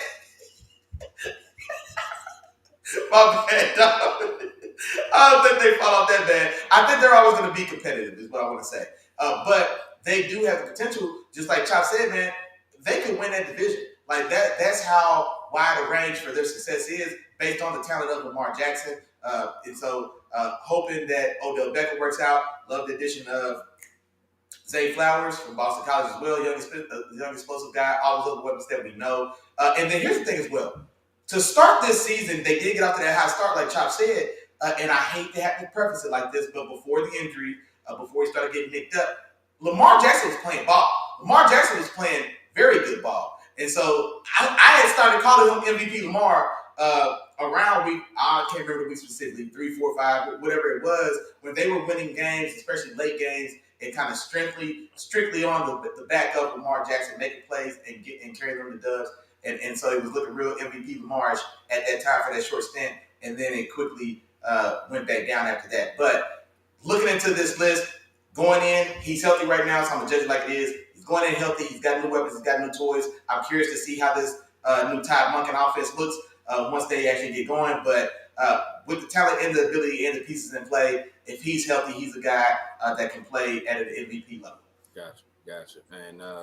And that's part of the reason why I got him here too, Willie Jack, because I know we talked about him playing. You did call him MVP Lamar, and that performance kind of tailed off. You know what I'm saying? It kind of stalled a little bit. But I think by adding a lot of the weapons that he has now, I think that will put him in position to where they can continue to be more consistent. They can switch up their attack. They can become more versatile as the season goes on and teams start figuring out what they like to do. They can switch it up. You know what I'm saying? I don't have to run J.K. Dobbins, 20 times. I make him run him 15 to 12 times, 12 to 15 times, and add Zay Flowers to my game, to my run game. You know what I mean? I may want to target Odell Beckham this game 10 times. You know what I'm saying? Or I might want to hit Andrews this game 8 times. Like, there's a lot of different things they can do, a lot of different ways that they can attack you now. So I think that's going to allow their offense to have more success longer as they go throughout the season. Of course, with all the injuries, they have to stay healthy. So that's part of the reason why I got Lamar Jackson in my number 6 spot. But on to my number 7, Willie Jack. And here's where I got one of your guys. You called him already, but this is where I got Trevor Lawrence. Okay. Now, this is we saw Trevor Lawrence the second half of this season look like one of the better quarterbacks in this league. And it was like, okay, now we finally seen it. You know what I'm saying? And my dog had a saying is we're gonna get good Trevor, we're gonna get bad Trevor. And for that back half of the season, we got good Trevor. And when we saw good Trevor, we saw a guy that number 1 overall pick. We was like, okay, this is what they drafted him for. You know what I mean? And you saw it in performances, like the game against Dallas, where they put up over 40 points, and it was a duel, and it was going back and forth, and they were actually down at one point, and he willed his team back and threw the game-winning touchdown. You saw it in the playoffs, down 27-3 or 27. I forgot what the score was. It was 27-0 for a minute. Then they got that field goal to the Los Angeles Chargers, and he say, "All right, we still good." Came back in second half, lit it up, and put his team right back in position to win that game. And they did go ahead and win that first playoff game. Trevor Lawrence now has that first bit of success. He has that first playoff win under his belt. Which gives him the confidence. That is a confidence booster. So now it's like, okay, you ever go in the kitchen during Thanksgiving and you get a little taste of that macaroni, maybe a little bit of taste of that dressing, a little bit of piece of that turkey. You like, oh man, this food gonna be fire. So I can't wait to come back in here when everything's done and make this plate. You know what I'm saying? That's what it feels like when you get a little taste of that success in the playoffs. Mm-hmm. It's like, okay, we got here and we won the game. All right, we finna regroup now. Oh, you gonna bring over Calvin Ridley for me? Oh, that's right. We're gonna add another one. What we're gonna do? We another year in. That confidence is continuing to boost. That's why I think we're gonna see a top 5 guy in Trevor Lawrence this upcoming year. We're gonna see him light it up from jump, from the start. I think this is their division to lose. They have one of the weakest divisions in the league this year. You know, so I think they're gonna easily be able to take over this. And I see Trevor Lawrence being a top 5 guy this year, man. So I got Trevor Lawrence at my number 5 spot, Willie Jack. Yeah, no, I like I said, man, I can't disagree, man. I think I had him at 7. Like I said, man, he was in conversation for 5 for me as well. And so, but he ended up falling at 7. So, like I said, I can't blame you at all. Okay, got you. Now, before I jump into my 4, Willie Jack, before I come back after and jump into this 4, I think it's about that time, man. I think you talk to him. We got a few people in here right now, man. Go ahead and talk to them. Let them know what's going on. Oh, you sure right. Hit them with them amigos, dog. Talk to them. Hey, today's episode of Let the Field Speak, hosted by the wonderfully handsome and intelligent brothers Let the Field Speak. That's your main man, Willie Jack, and your dog Chop. Also, brought to you by the good brothers at the 3 Amigos, man. That's like, that, share, and subscribe, man. That's a 3-piece spice. That's 3 the hard way. Now, I know I say it every week, man, so y'all can follow along at home. It's 3 Amigos, but it's 4 parts of this process, big dog. First, you just got to tap in, man. We make it really easy, man. Come in, tap in, just say what's up, holler at me in the chat, man. Let me know what's going on, man. That's like, that, share, subscribe. That's step 1. Then you got to tell a friend. Come on now. Don't keep it all to yourself. Tell a friend. Matter of fact, tell your friend to tell a friend. You feel me? Then tell your friend's friend to bring them up because we need folk Chop. Bring them up into the penthouse, man. Kick them with the dogs, man. Wednesdays at 7 o'clock. You know what's going on. We're no watching, but we ain't got nowhere else to be right in here. Now, back to the originally scheduled program. All right, Willie Jack. Now let's move on to my 4. Now we moving into a different category. You talk about tiers. You know what I'm saying? Now, first off, these tiers right here that I got in my never mind. I ain't gonna say that because it's projections, and I got one guy that's gonna be here on this list that ain't necessarily in the either way. Number 4, Josh Allen, man. Number 4 quarterback is Josh Allen, man. We know what Josh Allen is. We know what the Bills are. The Bills are Josh Allen. You know what I'm saying? They go as far as he goes. Everything rides on his back. You know what I'm saying? Which kind of hurts them from time to time, which we can see, which is the reason why they took the L in the playoffs. You know what I'm saying? Relying on Josh Allen, relying on him to make the plays, having him sit back there too long in the pocket, with pass rush getting after him, and them not being able to do nothing against the Bengals, you know, in that snowy game at home in their house. But when you a guy, you know what I'm saying, you can do that. You can rely on that guy like that. You know what I'm saying? You can rely on a guy like Josh Allen, a guy who can pretty much do it all. He can make all the throws from anywhere on the field. Got one of the strongest arms, maybe the strongest arm in the NFL right now. It's pretty accurate. Of course, he can run with the ball. You know what I'm saying? So it's hard stopping a guy or game planning against the Buffalo Bills simply because you got to worry about Josh Allen and what he's going to do each and every play, each and every down. You never know what's coming. And with that being the case, it's tough. It's tough sledding for anybody to try to stop this team. So I got Josh Allen in my number 4 spot. I think he's going to come into the season and be good like he's always like he always is. Be great. You know what I'm saying? He's going to come in. He's going to light up. He's going to be successful. And this team is going to be a playoff team as long as he stays healthy. Okay, so give me Josh Allen in my number 4 spot, man. And to be honest, man, I think with just the end of the season, with how he performs, he's going to be right up there in the mix with the top guys as he always is. So these top 4 guys, I feel like are going to be in their and I think they may be in their own tier at the end of this season. So yeah, I'm going with these top 4 guys. He's my number 4 guy. Okay, gotcha. And yeah, Josh coming up with my list as well, so I can't fault you there. And then I got a feeling like my 4 is your 3 or your 2.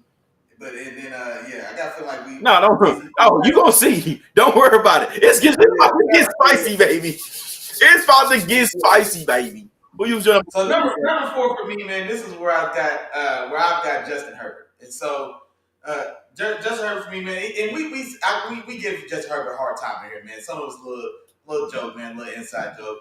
One of the guys, man, Ike Turner, man, IT, huge Chargers fan, man, and so we like to have fun. Often at his expense, man, going hard on Justin Herbert. But one thing we can all agree about Justin Herbert, man, supremely talented guy.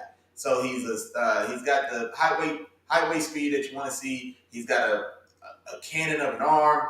He's a pretty accurate guy. He's athletic. He's very athletic, but probably doesn't lean into his athleticism as much as he could, and honestly, maybe a little bit to his detriment at times. But just a guy that I always feel like he just leaves me wanting more. And so for as great as he can be, the flashes of brilliance that we do see, I still get left feeling like he left a little meat on that bone. It's still a little bit on that plate. And so I think that's what's kind of holding him out of the group of 3 for me. So for me, that tier is at 3. And then I think there's a line of demarcation right there. And then I've got a guy like Justin Herbert who has all the talents, who has all the physical talent and ability, but he still just hasn't found a way to take that next step and just fully step into it. And so for me, that's why I've got Justin Herbert at number 4, which is going to run me into my number 3. And this is where I've got my dog, Big Josh. And so I've said this before, so I'm going to say this again as well. Big Josh for me, to me now, and I'm going to say it again, y'all, I'm sorry, I don't know what to tell y'all, argue with your man. Big Josh for me is the best combination of passer and runner in this league. He can pass and make every go with Patrick Mahomes.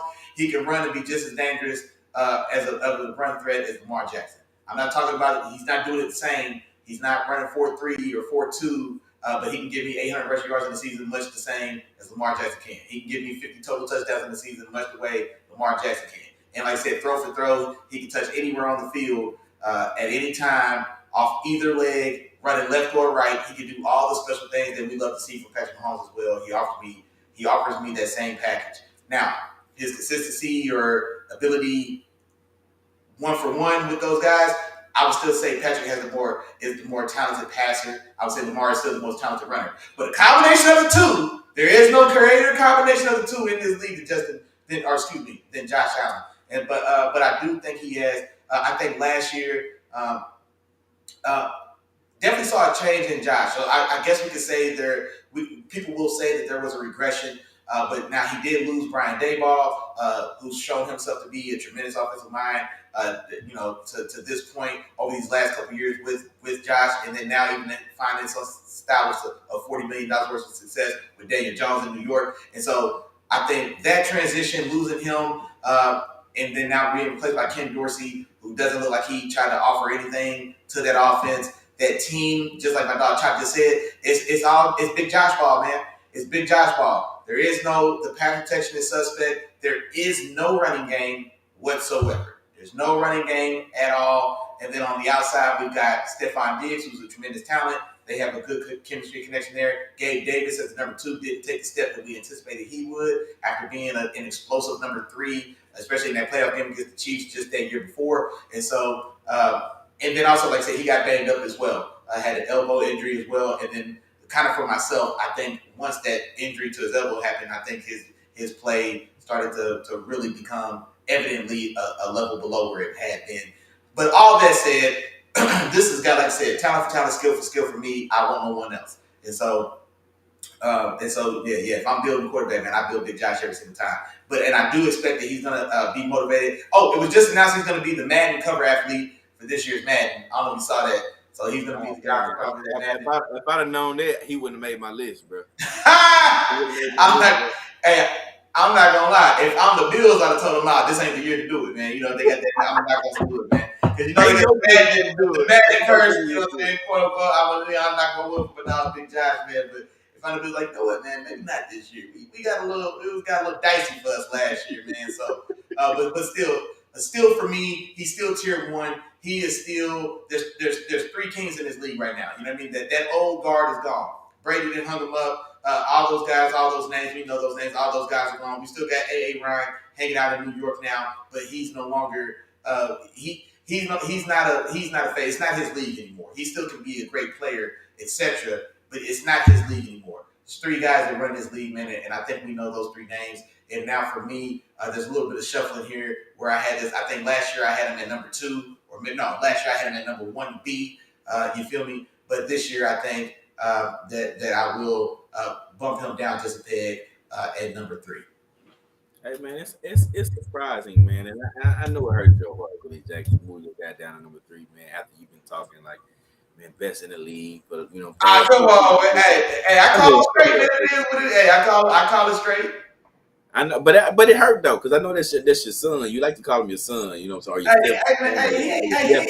back, man. He's my second stepson. You know what I'm saying? Russ was my first stepson. You know well, you ain't acting like it because I ain't heard you say Russell Wilson name one time. Hey, I call him like I see him, man. It is what it is, man. Yeah. I got you. Well, let's move on to my number 3, Willie Jack. And my number 3, here's where it starts to get interesting. You people gonna start wondering, like, what's going on with Chop? My number 3 guy is Joe Beasy, Joe Burrow, Joe Cool, Joe Smooth, whatever you want to call him, man. Joe can go with a lot of stuff, man. But it's Joe Burrow, man. Cincinnati Bengals quarterback Joe Burrow. We know what Joe Burrow can do, man. He's talented. Now, of the top guys on this list, he doesn't have like the supreme arm strength that a lot of these other guys have. You know what I'm saying?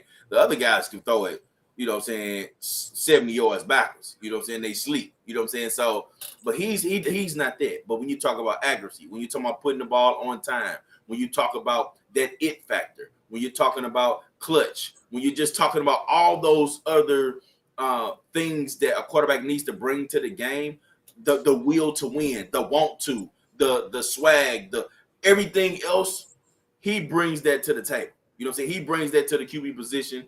He is everything for this team, and he puts them in a position to win each and every night, and they're never out of the game because of, you know, what he can do. You know what I'm saying? How good he is. So Joe Beasy, man, Joe Burrow is my number 3 guy. The one thing that I worry about with Joe Burrow, and that's the only thing, is if it's him or if it's his offensive line really that is the cause of all the sacks, the sack issues and things like that. Because a lot of times that can be a sack thing. Okay, I mean, it can be a QB thing or a QB stat. You know what I'm saying? Depending on how he's running the offense. Bro, you've seen that Bengals line, man. Hold on, man. Listen to me, Willie Jack. Listen to me. I have seen the offensive line. You know what I'm saying? But I'm just throwing it out there as something for people to watch. I'm not putting the blame on anybody, but I want people to watch because, you know, that's something to see. Yeah, that's something to see. All right. So either way it goes, like I said, Joe Burrow, a very, very good quarterback, man. Really made himself amongst the elite since he stepped into the league, man, and he's gonna continue to stay there. He's gonna be one of the best in the league for some time. And just like he said, man, as long as he is the quarterback of that team, they got a window. Their window is open, and that's the truth. That's the honest to God truth. So I got Joe Beasley at my number 3 spot, which takes me to number 2. Your AFC West Kansas City Chiefs quarterback Patrick Mahomes. Patrick Mahomes going into the 2023 season will be my number 2 guy. Okay, let me tell you why. All right. We already talked about this team and the loss of Orlando Brown. I kind of explained to y'all what I felt like that was going to look like. Okay. This offensive line had a hell of a performance in the Super Bowl, and we saw that. The leading sack team didn't get one sack on Patrick Mahomes. We also know Patrick Mahomes has everything in the book. Everything is in his arsenal.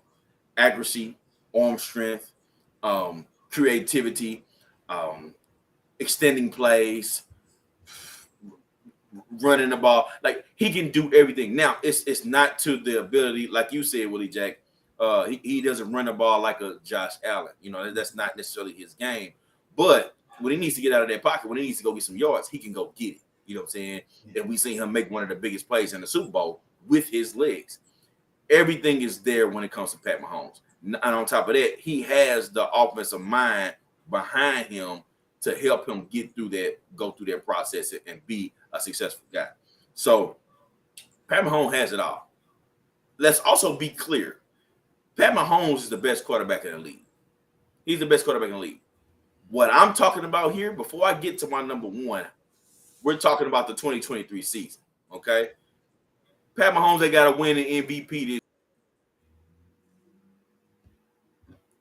Whoa, I lost your sound. Nope, I lost you.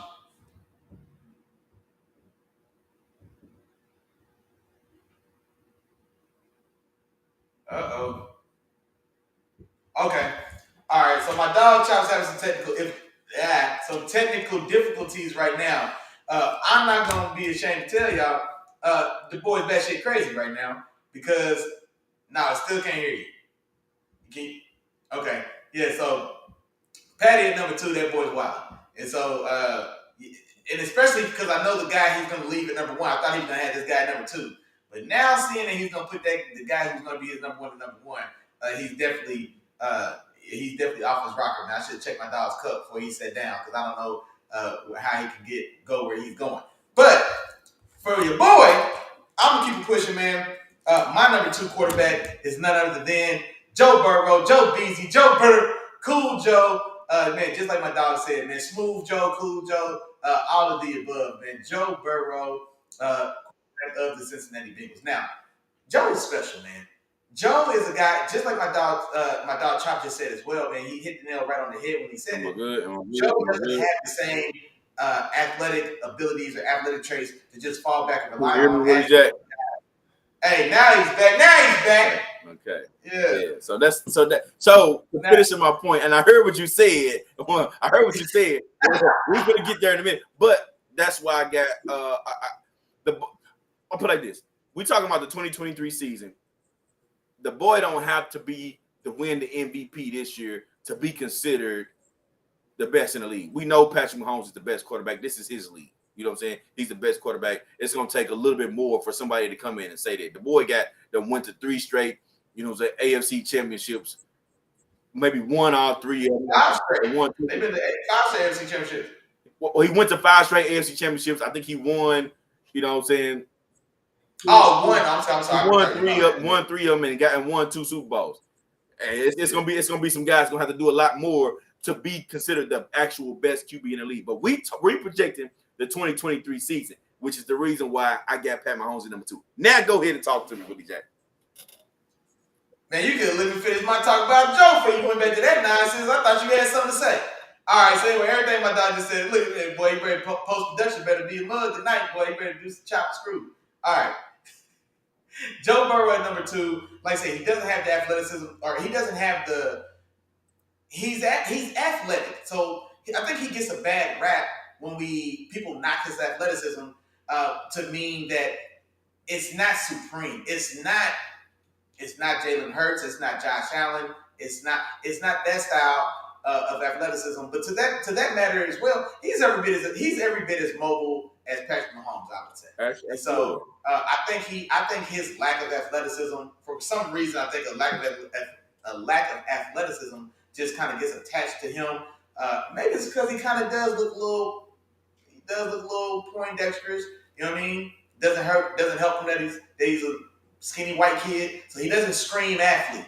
He's not 6'6", 250 of solid built man like Josh Allen. Oh yeah, that boy he probably move a little bit, he can do a little something. But Joe's a very, very good, very underrated athlete, but he doesn't have that magic eraser. He doesn't have that one punch knockout power. He doesn't have that 75-yard cannon like a Josh Allen, that 75-yard cannon like a Patrick Mahomes or Justin Herbert. So he doesn't have that in his arsenal, but what he has better than all these guys, better than anyone in the league, is his anticipation, accuracy and anticipation.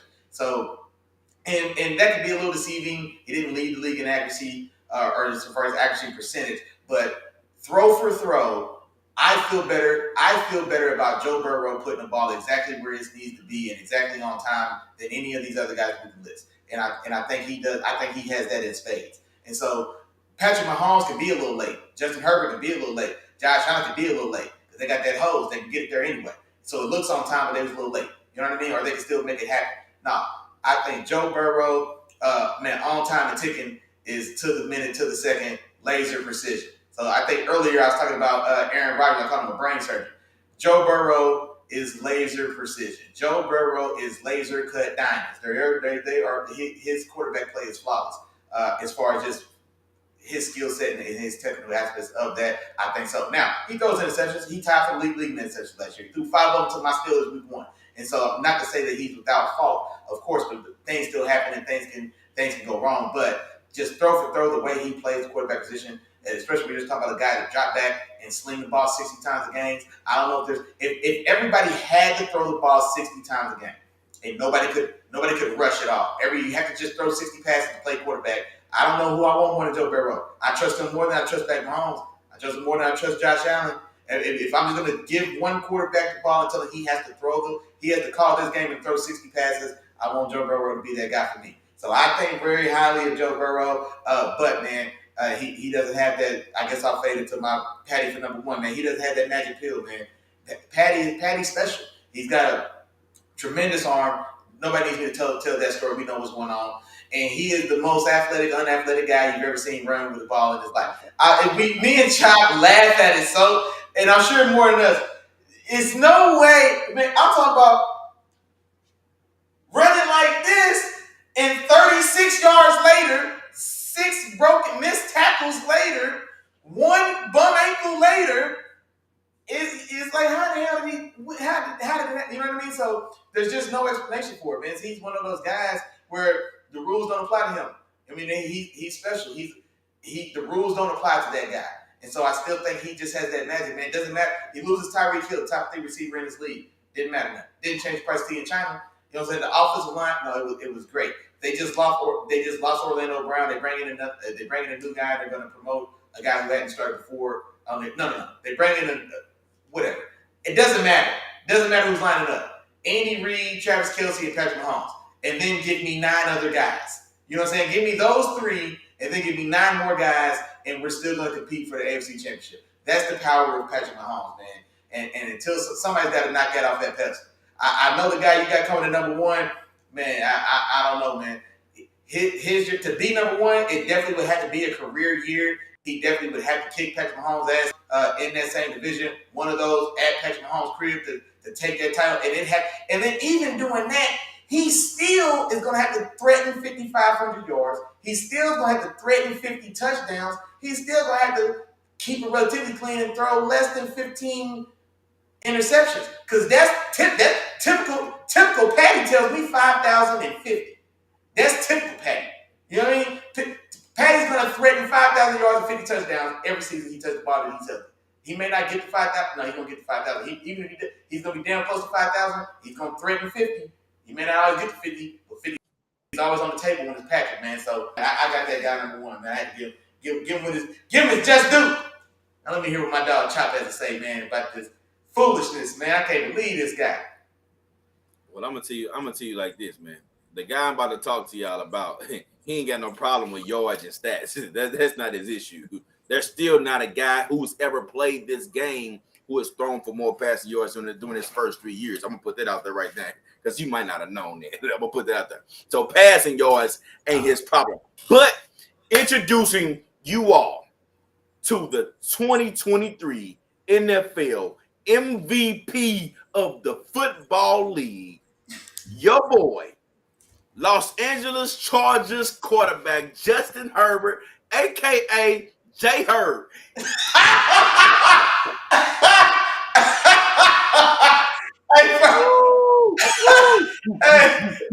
first off, Justin Herbert ain't nowhere near cool enough for me to call him J Herb. He ain't got no type of swag, but he can't be J Herb. I'm telling you right now, dog. I'm telling you, I talked to him on the phone. He called me, and if you were watching the episode last week when I had to run it, he called me. He said, hey, look, I'm gonna tell you how that conversation went. He called me. I say, what up with the J Herb? He say, what's up, Chop, man? I'm upset right now, man.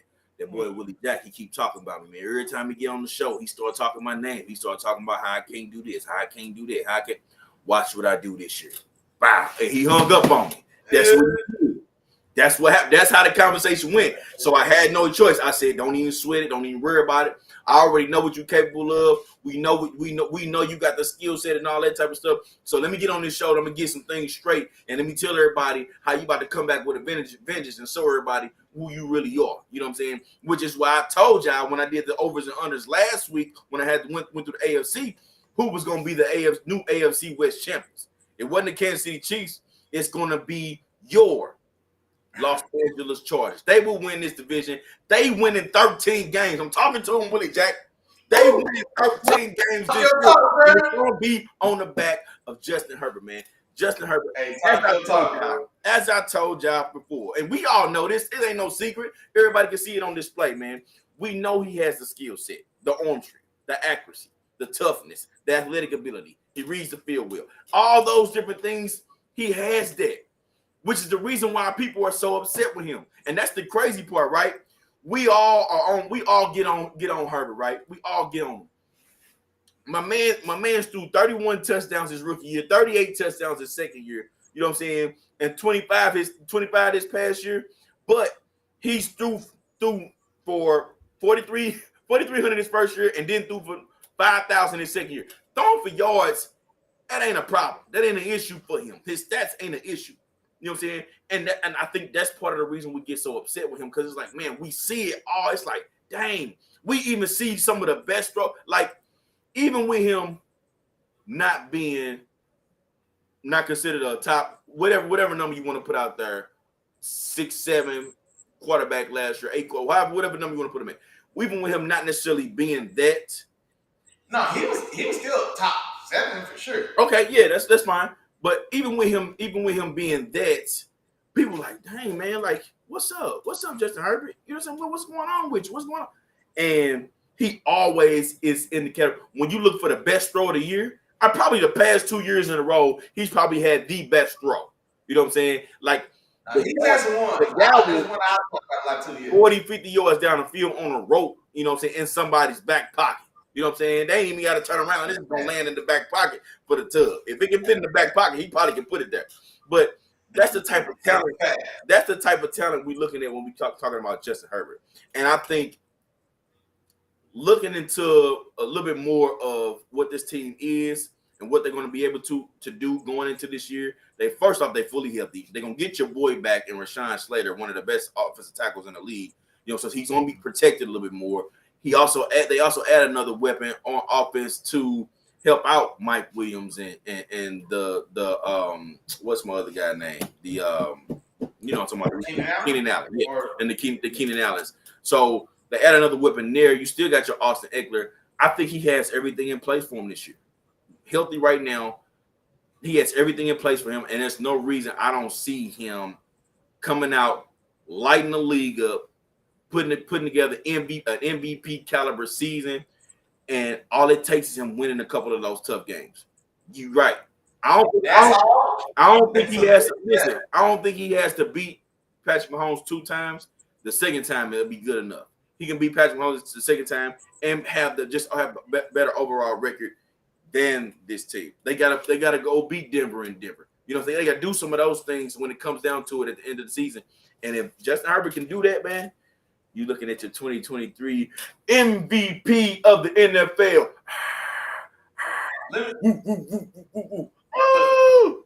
You hear them screaming? They Let me tell you, bro.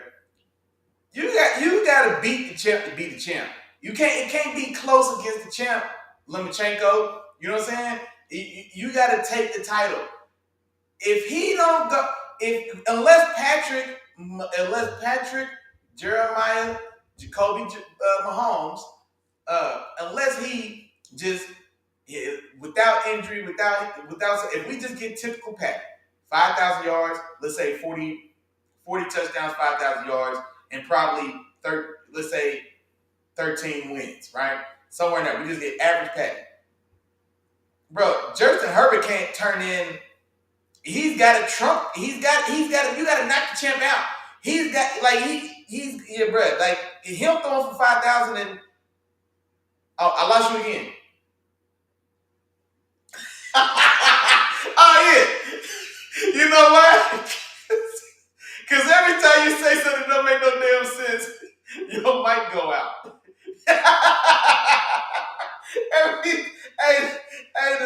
The stream be like, man, hold on, man. Hey, we had double chop, man. We had double chop. Ain't no way in the world he gave the swag was Justin Herbert, that cool ass nickname, J Herb. Hell no.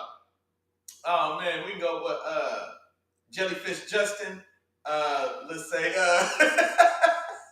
Peanut Butter and Jelly Justin. Yeah, you know, something like that, man. That's more in his repertoire, man. That's more in his repertoire. You see, oh man, damn, man, my dog, come on, man. How are we gonna get your mic back, man? Is it coming back? Okay, but now I'll tell you what, man. While my dog Chop is getting his mic together, I'll talk about a couple guys that just missed my list. And so y'all just kind of bear with us, man. We apologize for that. And so the first guy that probably one of the first names that missed my list for sure, Jared Goff, man. I wanted to sneak Jared Goff on this list so bad. I wanted to get Jared Goff in that 10 spot, but realistically I couldn't. I wanted Jared Goff and Big Gino to both make this list, but I couldn't do it, man. I had to fight and claw. I had to fight to get my dog Big Gino on there. Now I feel pretty good about Big Gino. I really do think those Seahawks are going to surprise a lot of people and have a big year this year. But Jared Goff was a guy that I had in consideration for sure.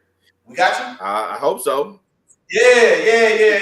There we are. And so yeah, man, I was just saying the guy that was in consideration to miss my list. I said Jared Goff was a guy that I kind of looked at. I did consider Russell Wilson. No, I don't think he ever had a shot at 10, but I guess the next few guys on my list would probably be Jared Goff, Russell Wilson, Deshaun Watson probably is going to land somewhere in there as well. And so those are probably been the next guys up, or the next guys being considered. But definitely right there for that 11th spot was Jared Goff and Deshaun Watson, I think, would have been the next two names I probably would have said. And so, Oh, well, we had Chop for a quick second. I could hear him, and then it looks like we lost him again. So it's all good, man. What I'll do, I'll go ahead and run through my list, dog. I'll run through my list, and then hopefully, man, we get you back before then so we can kind of close it out together. And then if not, maybe that'll be just all she wrote. So going back over my list, number one, I had the man, the myth, the legend, living legend, Patrick Mahomes. Number two, I had Ice Cold Joe Burrow from Cincinnati Bengals. Number three, Big Josh Allen from the Bills. You know him and you love him. Number four, Justin Herbert from the Los Angeles Chargers. Number five, I had Lamar Jackson. Number six, Jalen Hurts. Number seven, Trevor Lawrence. Number eight, Kirk Cousins. Number nine, Aaron Rodgers. And number 10, I had Big Geno. Geno Smith from the Seattle Seahawks, man, closing out my list of 10. And y'all hold tight for just one more second, man. We might have got him back. Chop, talk to me. Man, Okay. They don't want to see me. They don't want to see me succeed, dog. They don't. Hey! I tell you what, don't even worry about it. I just recapped my list. Go ahead and recap your list while we got you, man. We'll try to get out clean. All right, cool. So going back into my list, my number 10, I had Russell Wilson. I got number 9, I got Aaron Rodgers. Number 8, Deshaun Watson. 7, Jalen Hurts. 6, Lamar Jackson. 5, Trevor Lawrence. 4, Josh Allen. 3, Joe Burrow. 2, Patrick Mahomes. And number 1, your 2023 NFL MVP, Justin Herbert, man. Hey, I like it, man. I like it a lot. If you had to give me one name, man, that maybe just missed the list or was in consideration, man, who's the guy that maybe just missed your Jared Goff, man. Jared Goff. And the reason why he missed my list is because I felt like I think this 2023 season is going to be a quarterback year. I think we're going to see those improvements I talked about with Russell Wilson and Deshaun Watson and some of those guys. We're going to see those guys kind of step back up into the mix. And I think that we've seen the ceiling of Jared Goff. I think we saw Jared Goff play his top ball last year. I think that's his ceiling. He may even play similar to that level, but I think we're going to see guys kind of pass him when it comes to playing the ball. His numbers may be different. His numbers may fluctuate in terms of Jared Goff, but some of the other guys, their talent level exceeds what Jared Goff can do. You know what I'm saying? When Jared Goff gets flustered in the pocket, that his game struggles a little bit. You know what I'm saying? So that's where the lack of athletic ability and all those type of things, kind of hinder him a little bit. So I think he is a guy that I think he's going to play top 10 caliber ball, but it's just going to fall, right outside of that mix, man. So Jared Goff, that's one of the guys that missed my list. No, and yeah, me for similar, well, maybe different reasons, but yeah, I do think I'm a little cooler on the Lions as a whole. That I think they're the kind of darling team for a lot of people going into this year. People are talking about them making a run at that NFC North, and honestly, I still would have them behind the Vikings. And I feel like the Lions are a team that I want to see them run that back. Like I said, so they're definitely not sneaking up on anybody anymore. And not to say that they're a force, but I just think that people like now when they come in, like nobody takes them lightly. Nobody takes them easily. Nobody overlooks them. And so I just don't know what to expect. That wide receiver room got tore apart with the gambling stuff. We still got Amon-Ra St. Brown, but then you lose Jameson Williams, who was out last year with injury. And so now his development is even further behind now because now he's going to miss the first 6 games of this year with the suspension. And so I'm still just not sure, how that offense looks to get started. You bring in, rookie running back Jahmyr Gibbs and some of those the last 2 backs who were such an integral part of that offense, they're both gone. And so I think there's still a little bit there that I still want to see. And just like my dog said, man, last year was a tremendous year. I do think that's probably as good as it gets. Now, that's good enough to win and compete, though. So I don't want to undersell it. But just like my dog said, man, I think, that's as good as it gets. And that's 4th gear, man, but he's out of gears. And some of these guys go to 5th gear, and a couple of these guys go to 6th. And so, that's where I think he is a little limited in that way. So just like you, man, he's the guy that just missed my list as well. For sure. Well, yeah, man, I think that's pretty much it. And that's all, Willie Jack. That's all. We apologize for the technical difficulties towards the end of the show, man. I was dropping in knowledge, man. They try to cancel you when you start telling the truth, man. This cancel. Hey, you better be careful with that, man. There's been a lot of people cancel, man. Don't join that group. Hey, this cancel culture is real, man. Whenever you start spitting some real stuff, man, they try to get you off air. They try to, cut your screen. They try to clip some stuff. Hey, man, they try to get you up out of here, man. So, hey, y'all better start paying attention to your dog, man. Because they paying attention. They trying to get me off the screen. You know what I'm saying? So, hey, tune in with your boy. I'm telling y'all. So we apologize for those technical difficulties, man. We appreciate y'all for hanging in there with us, man. And Willie Jack, it's on you, dog. Hey, look, man, those are the thoughts of Chop Boyce on his own. I don't want to be canceled. So I'm not playing. Hey, look, I don't want no smoke. Cancel. Hey, I don't want no problems, man. That was my dog Chop wants that smoke, man. I get out the kitchen. I don't want none of that, man. Hey, that's why he kept it safe, man. That's why he got Pat Mahomes at 1, Joe Burrow at 2. I mean, hey, and sometimes you got caught like you said, man. I can't believe you managed to fumble this. You know what I'm saying? I put it in your hand. I put it right in the bread basket. I can't believe you dropped that ball, man. Don't nothing never fall chalk, man. Don't nothing ever fall chalk. It ain't. You know what I'm saying? It's deep. It's deeper than rap. That's what they like to say. Hey, I tell you what. them top 7 is locked in. I feel damn Yeah, good. for me, Everybody, oh yeah, for sure, my top 7. them top 7 is locked in. I think Patrick threw Trevor Lawrence at least on my list, man. I think those guys are pretty much locked in.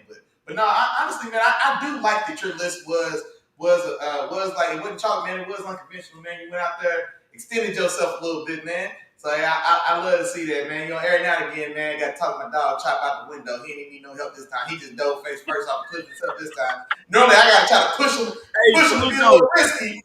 But look, this is the thing, and the reason why I did is because, and you know this, Willie Jack. Barry Sanders was the best back of his era for sure, but there were probably one of two seasons where there was a back that came in and had a better season. You know what I'm saying?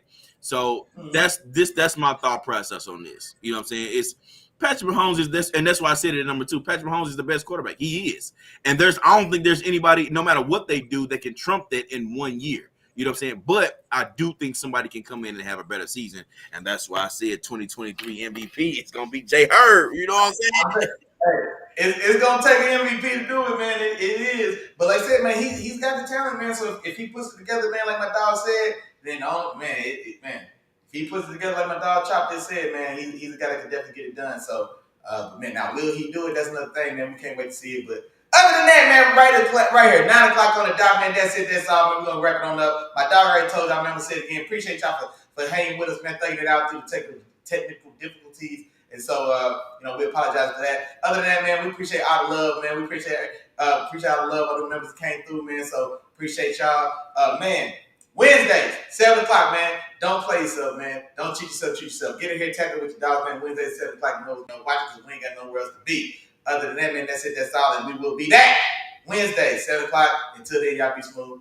Peace. Peace.